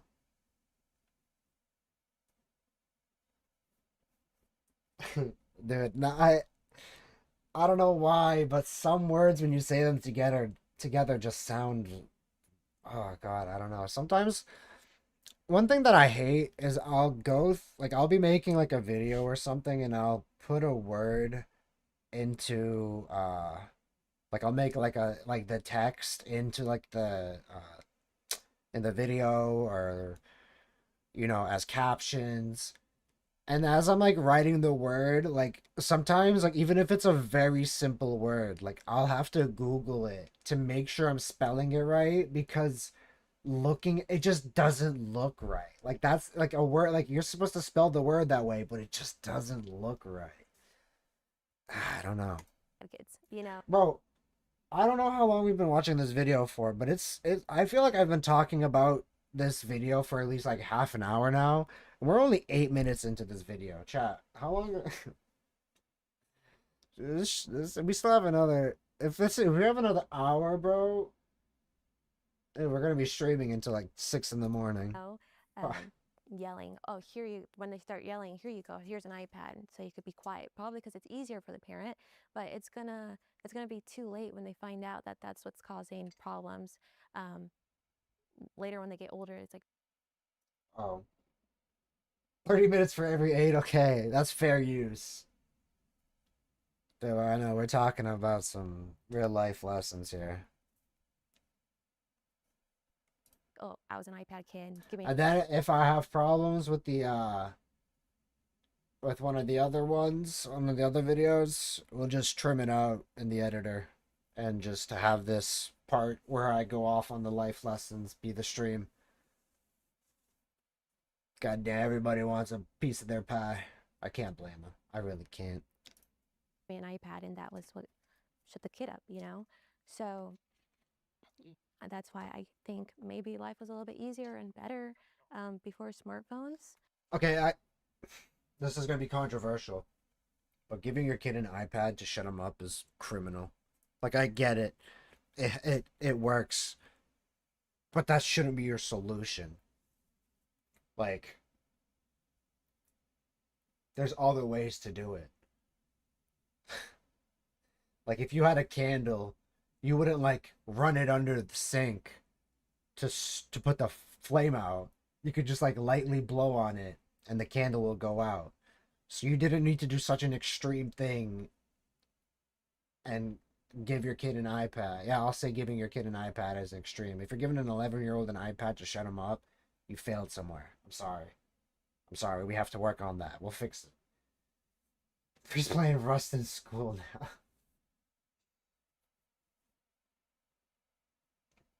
Dude, oh my god.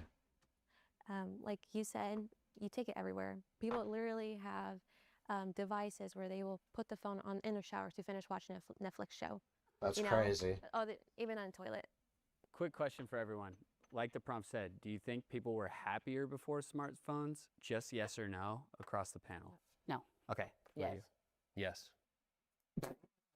No, yes. What the Happier, yes. Yes. No. Yes.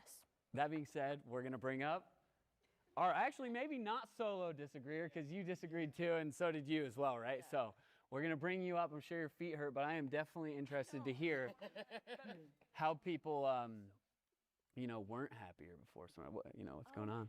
I stayed back because I think the question is subjective because everybody obviously has their own mindset and would handle things differently without their smartphone.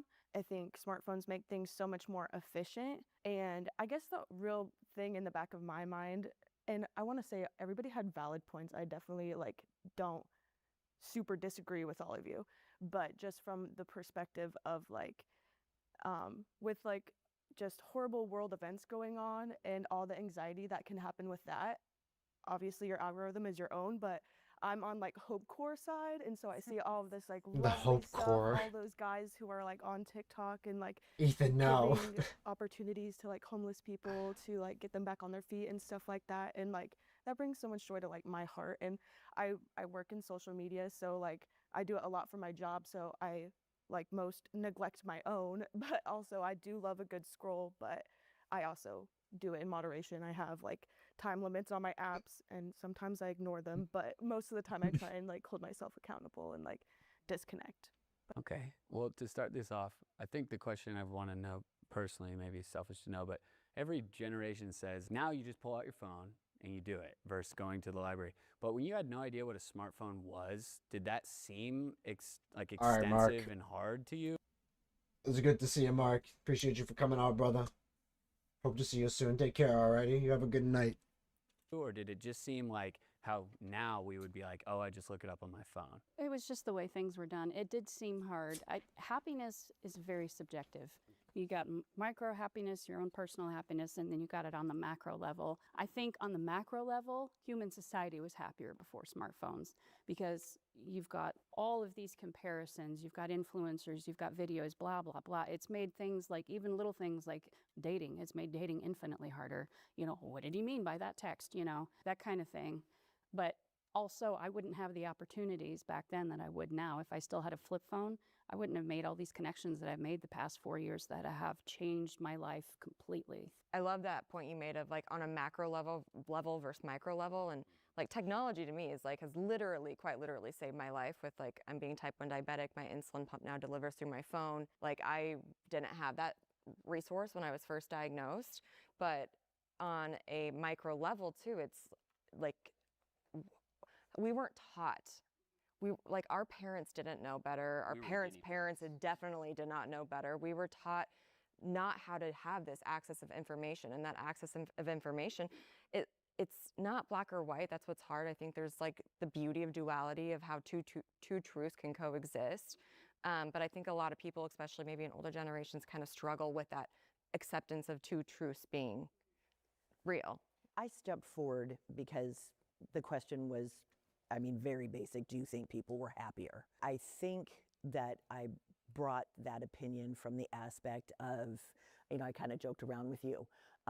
You know, when we were growing up, if you were going to bully someone, you had to do it to their face. And I was thinking a lot about my kids.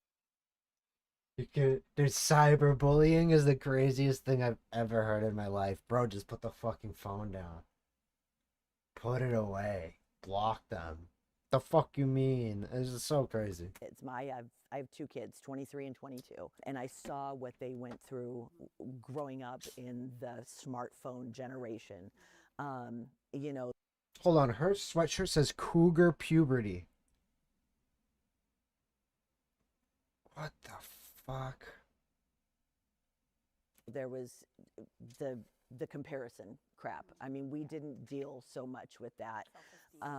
You know, you have apps. You have apps now where people can go in and talk shit to you anonymously, and kids are signing up for this. Like, you know, the bullying and the FOMO. I mean, the all of that. I'm missing out on everything if I don't have a phone, and I just think that makes it things a lot harder than it needs to be. But again, I do a lot on my phone. I do have two monitors, yeah. My setup isn't the clean. I'll have to do a little cleanup of the setup, and it's not the most organized. I need to do a little organization of the setup. But I do have two monitors, yes. So like I look at my main monitor when I'm watching something, it's my 32-inch. And then I have 24-inch that I look at where chat is at and where my webcam is at. Post a random post on YouTube. I mean, with with work, I almost have to have one. And there is good things medically, like what you were saying. I mean, some of that technology is absolutely life-saving. But that's the aspect I was going off of. When it comes to social media as well, I wouldn't be in the place I am with sales if it was not for social media. I have so much of a following because of it. I can show who I am, what I do, and how to do it correctly. But at that same exact time, there's a lot of people who don't do it correctly, and they just spew out whatever they can because it's going to get views. What I wanted to mainly get to.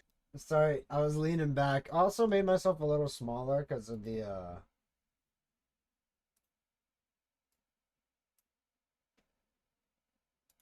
I was recording Rust videos, and I didn't want to be too big because I wanted to get like a more of the shot in the video.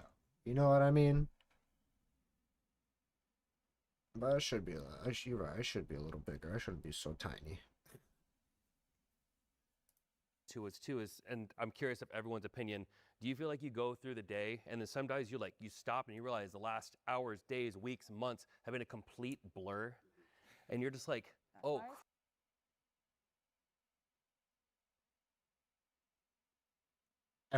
Dude, live it up while you're young. I swear to God, you got it. Even though I'd still consider myself kind of young. Live it up, man. Honestly. Crap, and that's when I shut my phone down. I'm like, nope, and That happens regardless, though. But just back in the day, we had to stare at the wall. I do want to pose an interesting question for the agreeers, though, because we're talking about prior to smartphones, which inherently means less information in totality. That's why we're shifting, that we think everyone was happier, or do we really think if people were truly happier? Like I said before, there's two sides to everything, and I'm really on the fence. For me personally, if I had grown up with smartphones, my life would have been miserable. I was bullied horribly in grade school, and to know that I could go home at night and be free, I could go on summer vacation and be free from that for 3 months was amazing. Kids are committing suicide now because their nasty classmates are sending them nasty messages and fighting with strangers on Facebook.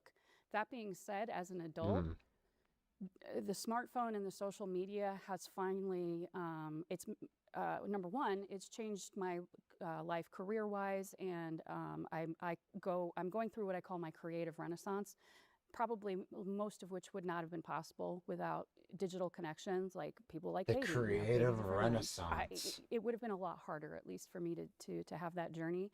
That being said, we're so dependent on them now. I literally cannot log into work without a smartphone. If I can't find my phone, I'm screwed. Then I'm late for work because I need the authenticator to log into my computer.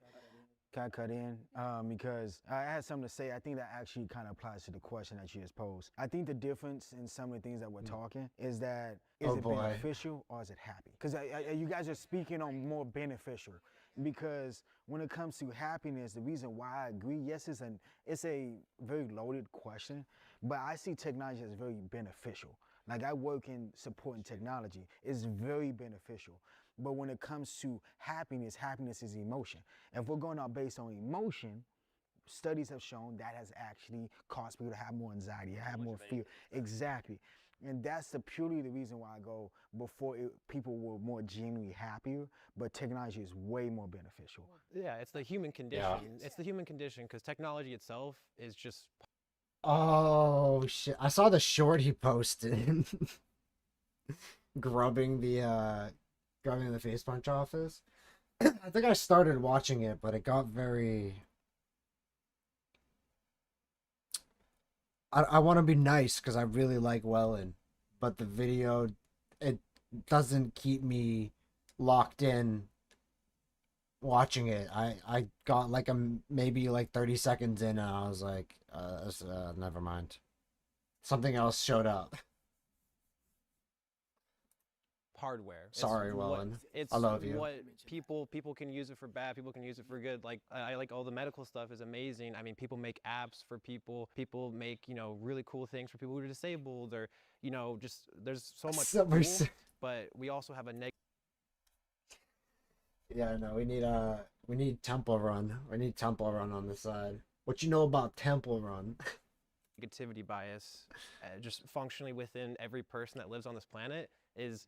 If something negative happens, that's going to be the most recent thing in your head, and it's going to stick the longest. How our brain is literally wired too is that we are 2/3 already on, like our ancestors were literally fighting for their lives every single day, and then that fight or flight, like we're going to be chased by a bear, is from an email versus like an actual bear coming to come kill us. It's just everything is transforming. It's not necessarily different. It's just different in shape and size. So there's benefits versus happiness. The benefits have made my life better, which has made me happier.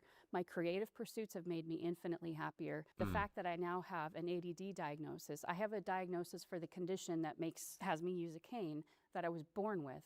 Now that I have the tools that I need, I can use that to make myself happier, and I have the past 4 years. One thing that you said as well, when it comes to your social media and what you're seeing on it, every one of our social medias, our FYPs or whatever it's called, it's going to be completely different. Mine's going to be bodybuilding. Yours is going to be what I don't remember what we called it. What was it? Hope Core, yeah. Hope All Core. these different things. So like I just did a bodybuilding prep, and of course when you're a bodybuilding prep, you're hungry. So guess what my entire feed was? Food. That was not fun. And that's that really sucks. interesting that you say that too, because you can actively change your algorithm just by interacting, staying on it. You're in an infinite loop. And I think that's where people are starting to Yeah, I need to fix my feed. If you go on my shorts feed on YouTube, it is brain rot beyond reality. I think it's because I'll be like, in the bathroom scrolling, and when I don't stop scrolling. I just put my phone down and the video just plays over like 50 times. And I think that's how I got the brain rot on my phone. I'm not on my YouTube. I'm not gonna lie. realize like, oh, life is a mirror, and I'm projecting a lot of my own insecurities out there, and I can blame social media and I can blame all these horrible things I'm seeing, but it's you're choosing to interact with those negative things. You got to watch who you hang out with. You got to watch who you talk to. And we need more structure when it comes to technology. We need more structure for kids. We need, as adults, we need to learn how to adapt and filter things out. I will say, I think with social media or smartphones in general, with being a millennial and us having to like literally learn how to adapt that in our everyday lives, it brought me back to the basics. It brought me back to wanting to go outside and walk like you do. I have a 3 on my hand because I journal every day, 3 things I'm grateful for, 3 intentions for the day. Like, But you I'm also have to be excited. self-aware enough to see that. Yeah, and that was a whole nother thing, is that my family like would make fun of me for being so self-aware because I was the first one to go to therapy and I was the first one to say, hey, I don't want to be divorced twice like both of you guys.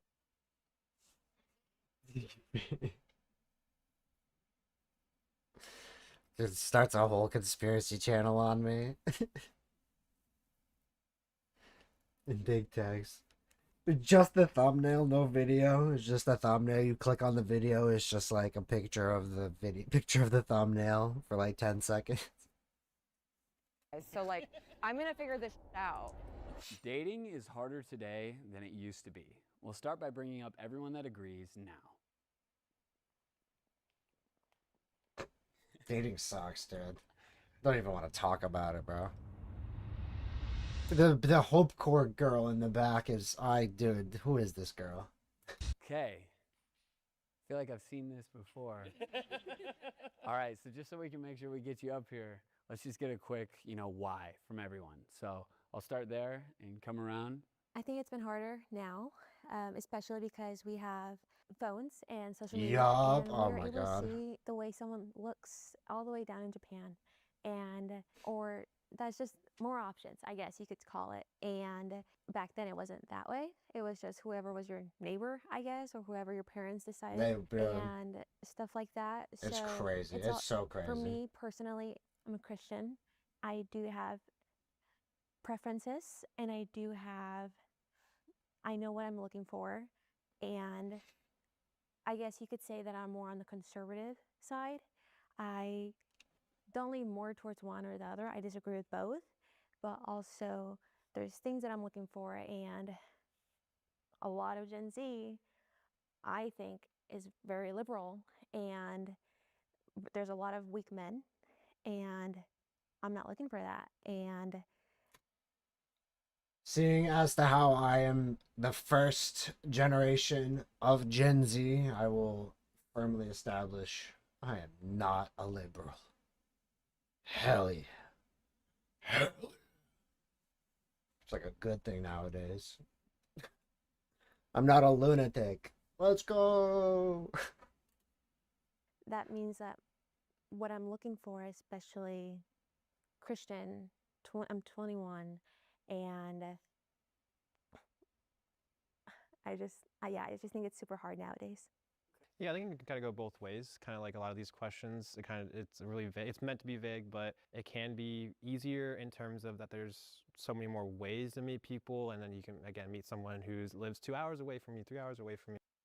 What kind of kid was I in high school? I was the sports kid. I played football in the fall. I did weightlifting in the winter. I wish I did basketball. I still to this day really wish I did basketball, but we did weightlifting but like if I didn't do that, if I didn't do weightlifting in the winter, I would never have gotten into lacrosse and fell in love with lacrosse. So I did lacrosse in the spring. I was going to do track and field because that's what a lot of the football kids were doing, but I ended up doing lacrosse instead. So I would have been a tri-sport athlete, but I don't think I would have ever gotten into lacrosse if it weren't for the weightlifting. The coach for weightlifting was going to be the assistant coach for lacrosse. And so yeah. I think that's how it was. Or he was going to be the coach. Or he was going to be like a JV coach. A sports kid. I know. Chat, can you believe it? I was a gamer and a sports kid. Put that together. But I think. But I didn't care for like watching sports. I wanted to play sports. You know what I mean? I wasn't into like I would come home from sports, do my homework, and play video games. I'd play Modern Warfare 2 for hours and hours and hours. Like I would play so much I remember when Modern Warfare 2 came out. I didn't get it right away. I got a pre-owned edition from GameStop. I got the disc. I still have the disc with the sticker on it that says GameStop, $59. Yes, it was still expensive back then. The same sentence? I know, dude. It's crazy. Kind of what we've already touched on before with the comparison and having had experience with dating apps, unfortunately. You know, you'll see either you'll match with someone, nothing. You'll either match with them, talk, ghost, or they'll stand you up. And I think a lot of that comes down to the options that are available, or the, I guess, perceived options perhaps, is that there's just, again, such a wide array of people at your fingertips now. So you don't want to like settle, so to speak. And so maybe you're going really well with someone and then you get another match, or vice versa or whatever. And it's like, oh, you know, this guy or this girl, whoever, is a little bit more attractive, a little bit better job. And you just start to do this like really fine comb through everyone's profile of like, well, they're not like this, but, and you might settle for someone who might look on the surface, but is actually quite the opposite. Cool. How about you? The reason why I feel like dating is harder now, just going with both of the points, is that we consume. So we consume so much. We want a bit of everything. We don't know what we actually want, and so it comes harder because now everybody's breaking everyone's heart, and we're all walking around with wounded hearts and not truly knowing who we want because of the wounds that we had before. And so I Damn, think that's it's deep. a lot of empty substance and nothing real, and that's the reason why it's harder.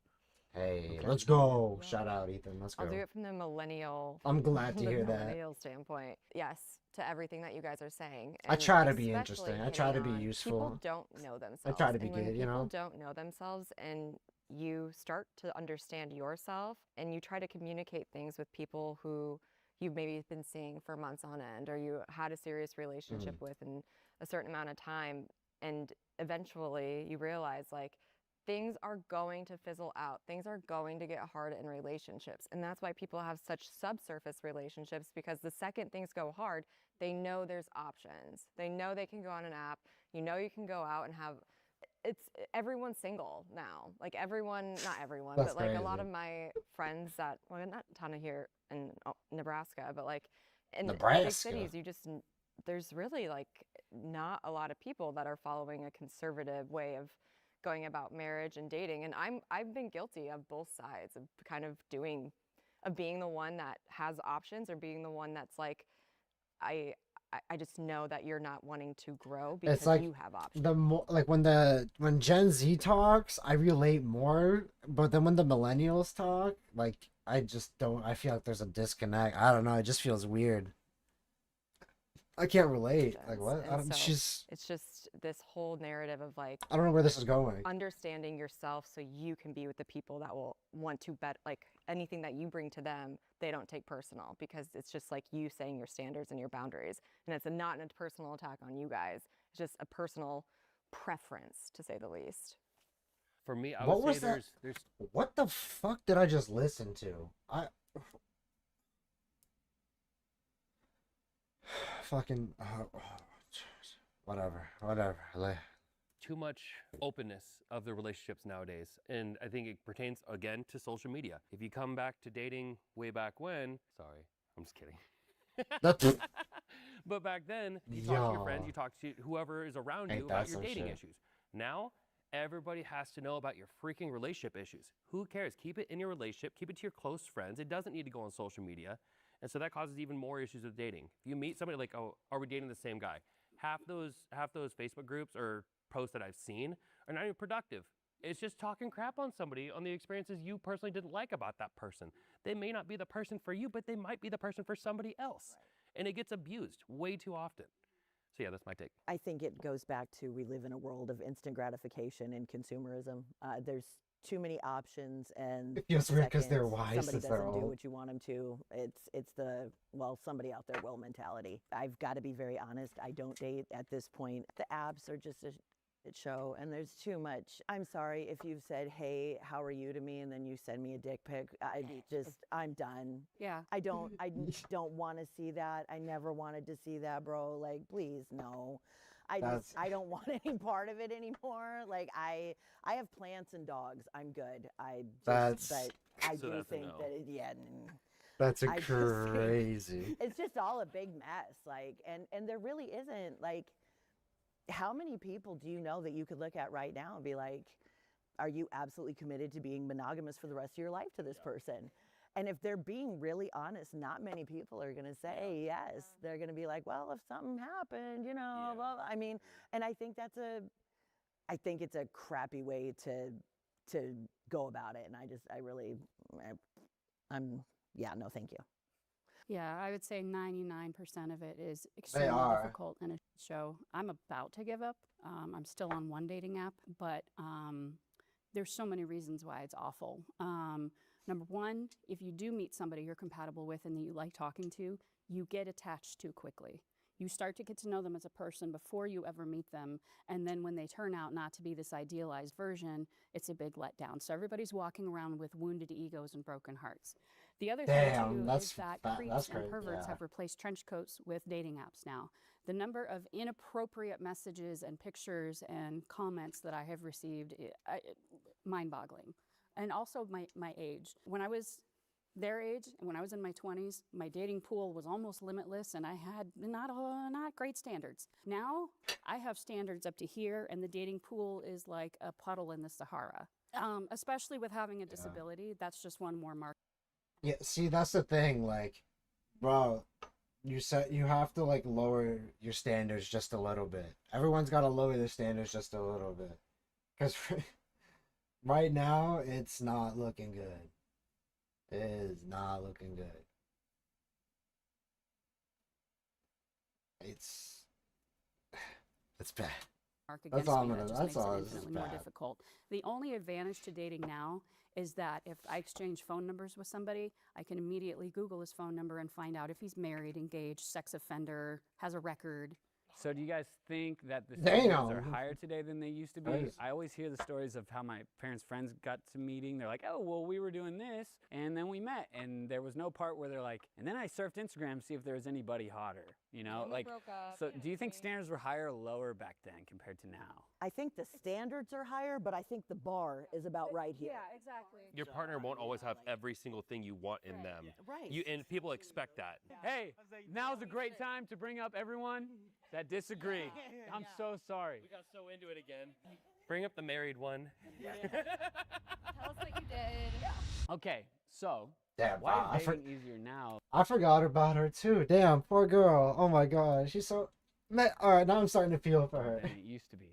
Well, I heard it many, many times. Like, there's so many platforms that you can date on, and I think that's the biggest reason why I'm like, it is easier. I think what I'm hearing a lot of is the quality of the dates you guys are getting is not great, but I think it's easier to date, and I think it's easier to nail it down exactly kind of what you're looking for, like those core like values that you have that they hopefully have, or like everybody has preferences. So yeah, you get to kind of like see a little bit of them or a little glimpse of them. Yeah, so I will say, I saw one of my ex on my dating app yesterday, and I was like, I gotta see what she's got to say about herself. I'm like, oh hell no, no, this is not who you are. She's crazy.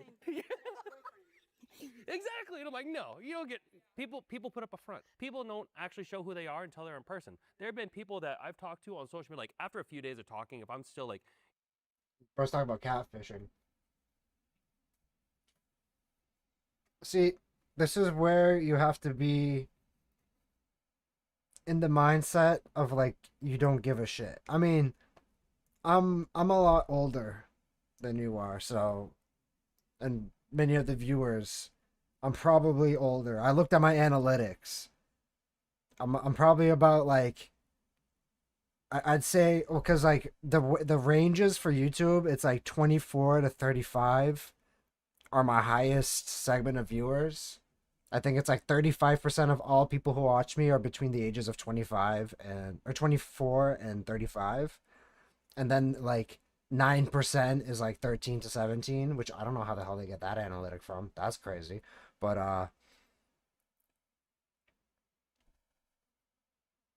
oh god, where was I going with this? you're kind of fun to talk to.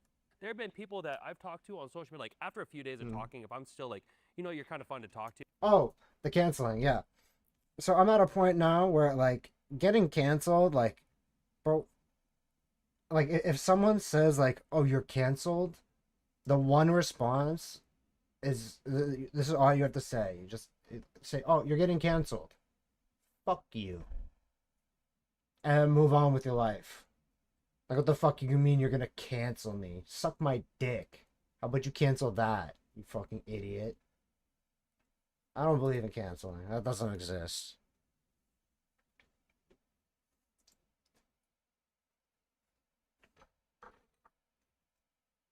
Fucking internet, dude. Again, it all comes down to like the cyberbullying thing. Like, I think canceling is just another form of cyberbullying. It's like, oh, we're gonna cancel you because you fucking said something. It's like, fuck you. Don't be a bitch. Alright? Nobody likes a social justice warrior. Shut the hell up. It's a word. We live in a free country.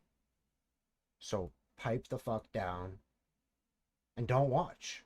Like, that's the thing. If someone doesn't like something, I don't understand what would be like enticing to want to like sit there and watch them and be like, ugh, I don't understand why you would want to watch somebody and malt.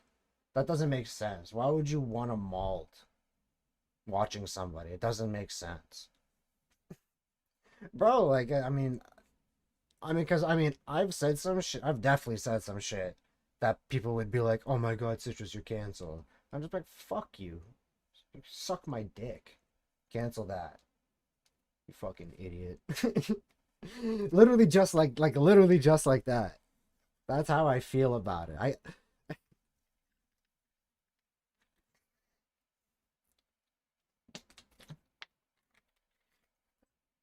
Anyways.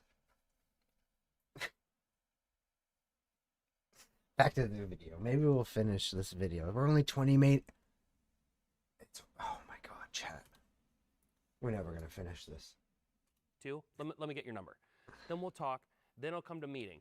Sometimes I'm having a great conversation for a week or 2 weeks. I meet them in person. Oh, hell no, I'm done. I'm good. I'm out.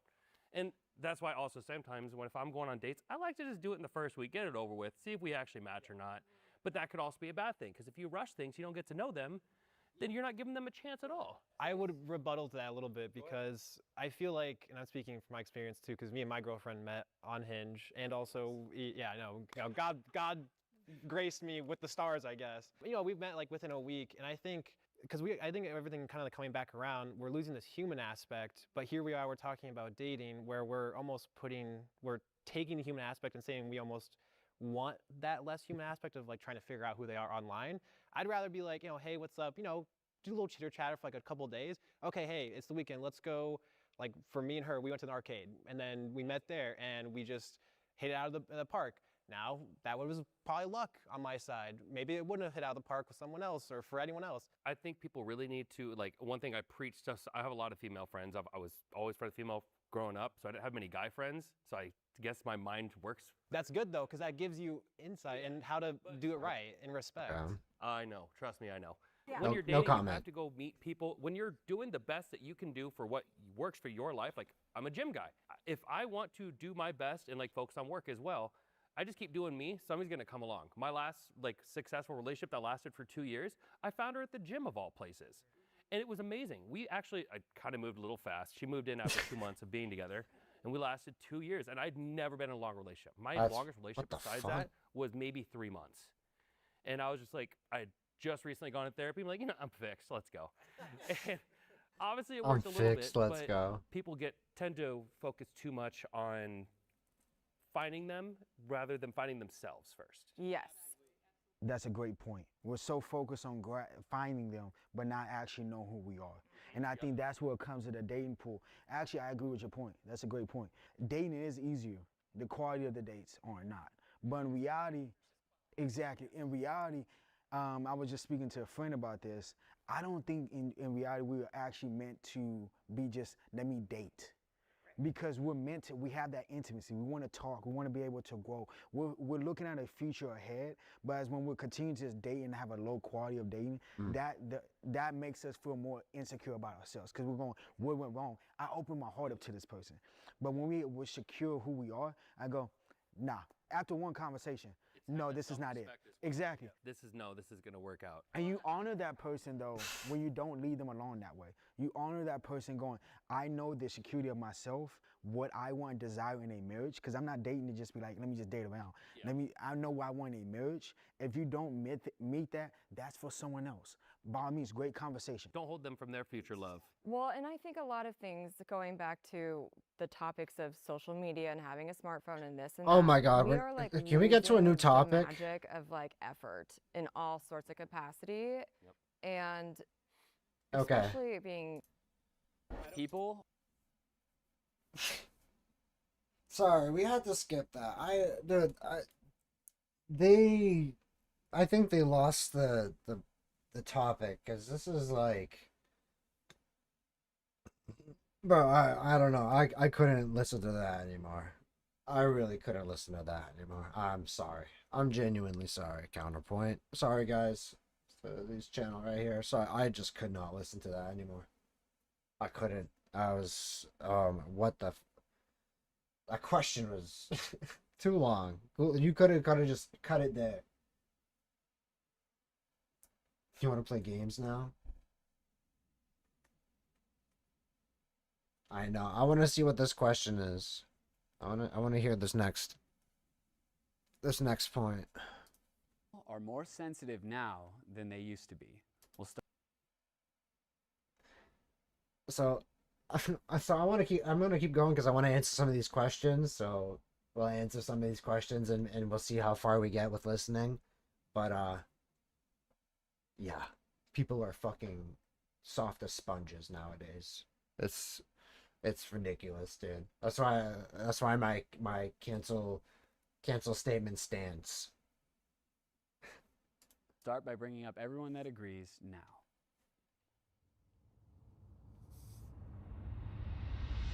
So, why are people more sensitive now than they used to be?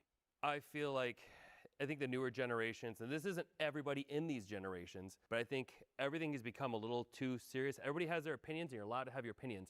But now, it's like you can't have that opinion. You cannot be who you are now. I may not agree or disagree with some people, but I can talk to somebody, and they can have whatever opinion they want, whether, let's say political, and we're not going to get political for the love of God, but left or right. I don't care what you are. If you got your opinion, you got your opinion. I'm not going to think any worse of you or any better. It's just that's who you are. If I say something offensive, I'm going to get canceled. I don't want to, like, right now I can't even talk, I don't want to talk political because I don't want to get into that and get canceled. That's just how it seems to be nowadays. Okay, this channel, they don't do too bad. What they need to do is edit it out a little bit. Like where that guy, where he just paused kind of right there, I feel like they could have cut it to another part where someone else is talking. I don't think the editing is done. Like they do really let people go on a tangent, but it makes it very boring. But okay, I just want to see what the last question is. It was easier to figure out life in previous generations. Easier to figure life out? Well, I'd say previous generations, you didn't really have much of a choice. I mean, if your family lived on a farm and you lived in like the 1600s, you really didn't have a choice whether or not you wanted to work on the farm still. You kind of had to work on the farm. So, but like, I guess previous generations, if we're talking about like, let's say like 50 years ago, I would even say, yeah. Bro, the white picket fence was sold to everybody, and that's what it was all about. It was just a white picket fence. Everybody wanted the white picket fence, cars in the driveway, garage, fucking single family home. That's not the reality. We live in some dystopia now, unfortunately. Or it's turning into one. It's slowly turning into one. I see more apartments going up than houses, so. Let's see. I just want to see who agrees.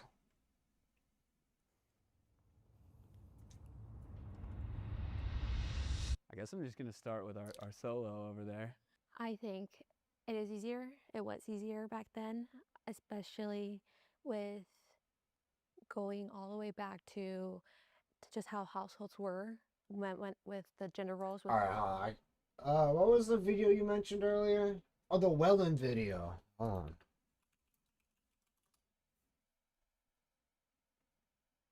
Yes, yeah, I started watching some of it. I think I got. Guys, they've got the boardroom. This is where real face punch. All right. I was in Birmingham, England, in the center of the city. Here was Face Punch Studios' office, the developers of Rust, Gary's Mod, and Sandbox. Arriving late morning on a Monday, I walked up from the train station. Here we are in Birmingham. Birmingham. Not Birmingham, Birmingham. And there's the office. Guys, Oh, who would have thought shit. such a corpo building would produce so many naked men, rocks, and beaches?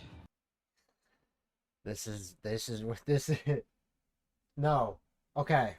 First off, this is how I would if I were in this situation, what I would have done different.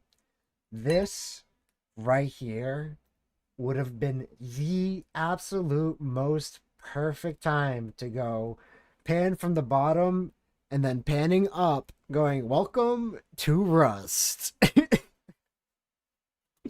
Heading up to the office, they'd cleared the lobby for me to record. It is funny how he mentions it, how he described it. A bunch of naked men. But I think that's like, bro, every YouTube video starts with "Welcome to Rust." And I think the irony in that would have been amazing.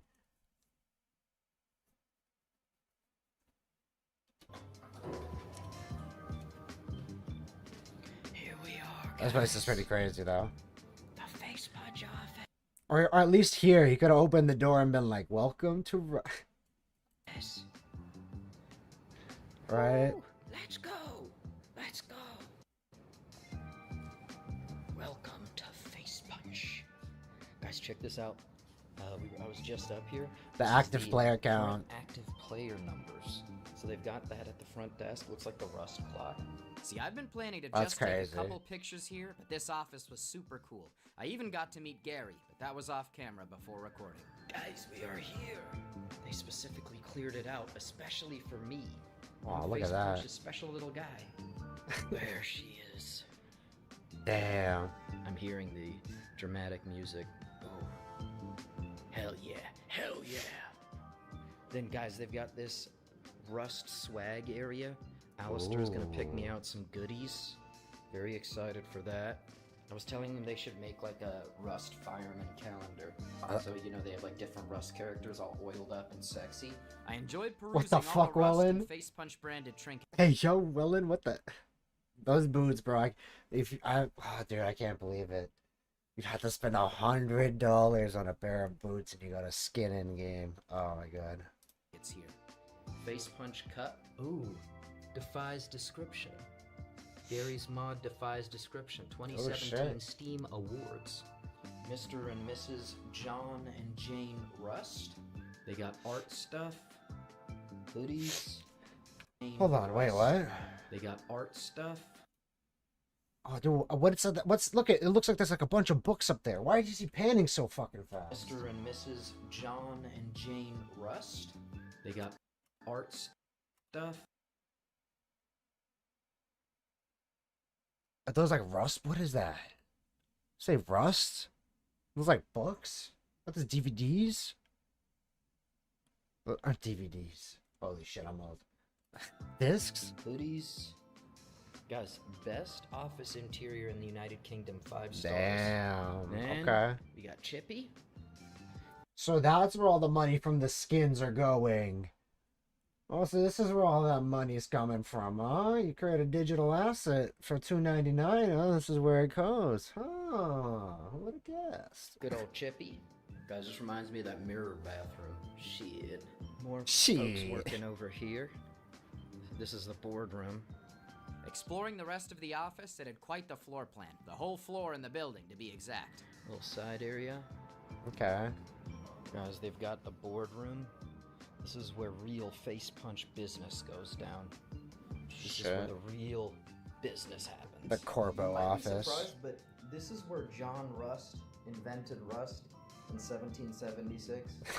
In this very room. In 1776. Out in my backyard. Chat, I'm in the ends. And that's the cathedral. I was looking at the map of Birmingham. Damn. Cathedral. It's funny because a lot of the other businesses in this building are all like suit and tied up and business professional, and then all the Rust gamers and devs and stuff. Inspired with an Then idea the for some Rust gamers and tomfoolery in the the. office as well, I got to Dude, those are some pretty nice shares. I'll give them that. work. Certainly inspired by the scantily clad nature of Rust. That's over 20,000 AKs out of the clan base. We can't do that. You're sending the farmers out with AKs. What are you trying to do here? They don't even have gun privilege. They don't even have gun privilege. Cozy corner. They don't even have gun privilege. I love that. Dude, I love that. I remember that, bro. You would play Rust, you'd join the clan, and it'd be like a 20-man clan, and it'd be like, there's no gun, you don't have gun privilege yet. You need a farm. Oh, you don't think he was role-playing as a naked Rust man. Foosball. And the view. And, looks like their priorities are good. Frogs. Interesting. They have this back area, all the desks, face punch chair, and then these. They got all these loot room guns. Oh my god. Dude, look at that. They got the high cal, AK skinned, custom DB, semi. What is that? We don't have that one in game. Chat, we don't have this one. Look at that. We don't have that gun yet. MP5? MP5 coming to Rust? There's the L9. There's the Spaz. Wait, at low key MP5, or is that? There is an MP5 in Rust. It's called the MP5A1. But this looks just like an MP5. It doesn't look like an A1. That's my argument. I don't know what this one is though. That's not the HM, right? No. That's like a L. Okay, hold on. I want to make sure I don't sound stupid. I think it's called an L.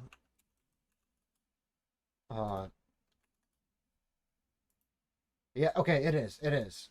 L86A1.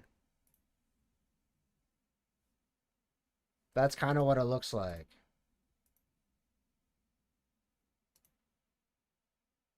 You know? You see it, chat? I think that's L86A1. Little stubby gripped.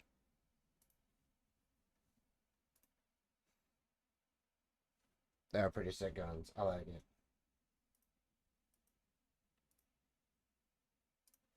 Alright, let's continue. Oh, wait, they even have the backpack. Oh my god. Oh yeah, look, even better shot. That is L86A1. Oh, and the DB, dude, look at the DB. They have the Gary's mod gun.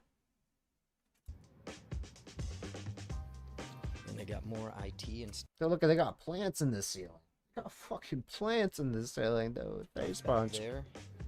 They got the Jackie.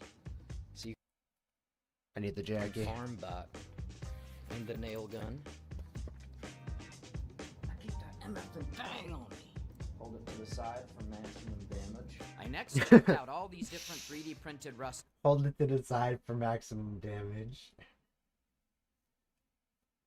I don't know why there's. It's weird. I don't get why there's an L86. items. It was quite the array of tools Also, hold on. I just realized. and weapons that they had here. I'm not entirely sure. You can see it's got the little smiley face. Little stubby grip. Yeah. This is an actual SDS. Like, wait. A later discussion with Alistair revealed that these were one-to-one airsoft replicas, but I enjoyed the momentary belief that Face Punch was strapped with an arsenal. That's crazy. Not tell Alistair. AK, Aquas. He took that back. Like who are really good at guns, they do this like. They have like very snappy Sure. movements. Here's. Okay. Yeah, this one. Cool. Not in Rust, but cool. Not in Rust. When will it come to Rust? This is an actual plastic custom SMG, and it's 100 times lighter. Look at my trigger discipline, even on a plastic gun. Impeccable. Impeccable. I think this is a skin for the AK. Impeccable. It's like a glory or something. I tinkered with the weapon rack and admired the armory here, the Face Punch Depot. Oh shit. Airsoft.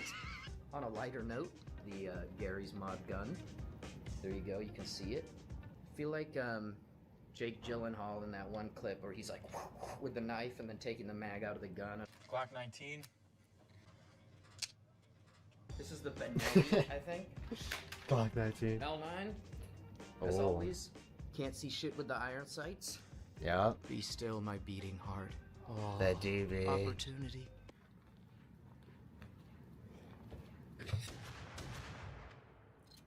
He made a I saw the short, the face punch short. Oh, is this it? Oh yeah, I saw that. This was in the this was the video. Guys, Alistair just asked me if this is the first gaming studio off. He was a naked on the beach. He was a naked in Face Punch Studios.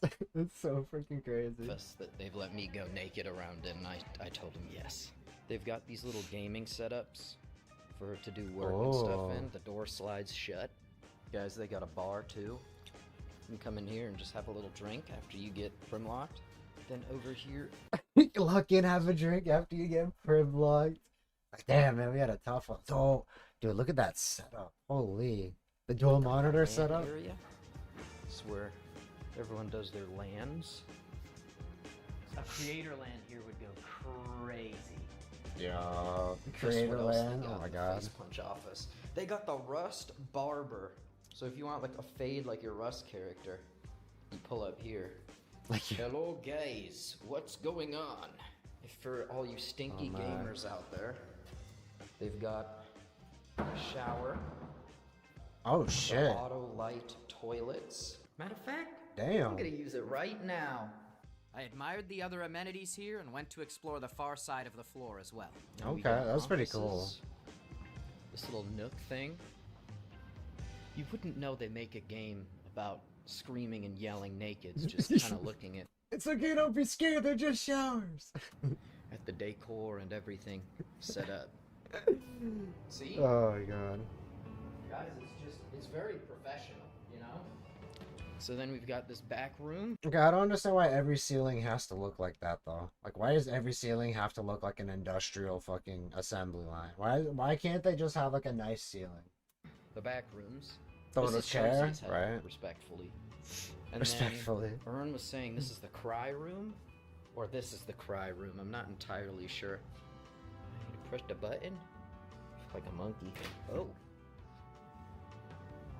Hello? Oh. Oh! This is like a panic room. I think if you're overstimulated, this is where you go. This is like a panic room. I switched to my phone. I switched to my phone to record the panic room. I feel. Oh wait, it locks. Oh, it locks. Oh. Wait, it's showing red now. I broke the panic room. Hello, guys. This is so cool. I'm in the Rust office. I broke the panic room. Face Punch Kitchen. Welcome in. How are you today? I really enjoyed visiting the Face Punch office, and I appreciate them letting me show all of you a bit behind the scenes. Thanks so much for watching. Make sure to subscribe. That's funny. Goodwill in video.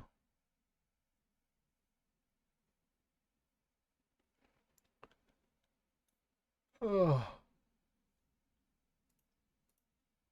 Let's see where we go from here.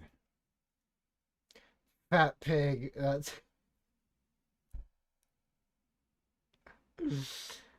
Yo, that's so funny. Fat pig. Oh my god.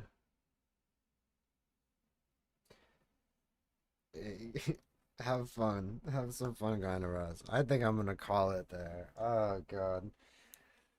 That went on for a lot longer than I expected it. No, I think we're gonna call it there.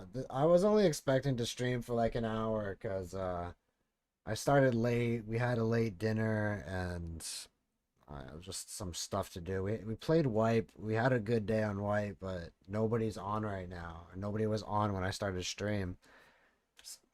So I just decided, and obviously that was at like 10:30, so it was kind of late. And so I didn't really get a, nobody started playing, so I was like, all right, we'll just like react to a video for an hour, stop at midnight, call it a day. And it is already 1 o'clock, and I think it's time we call it. Yeah, I see that. 2:31, 42 seconds. Fun stuff. All right, but we're gonna call it there, guys. Thank you for watching today's stream. Hope you guys enjoyed. If you guys did enjoy the stream, make sure to like the video, comment something down below, and don't forget to subscribe. We'll be live tomorrow. We'll decide what we do tomorrow. Play some Rust, or maybe we'll react to some more videos. But once again, thank you guys for watching, and I'll see you guys tomorrow. Bye, Ethan.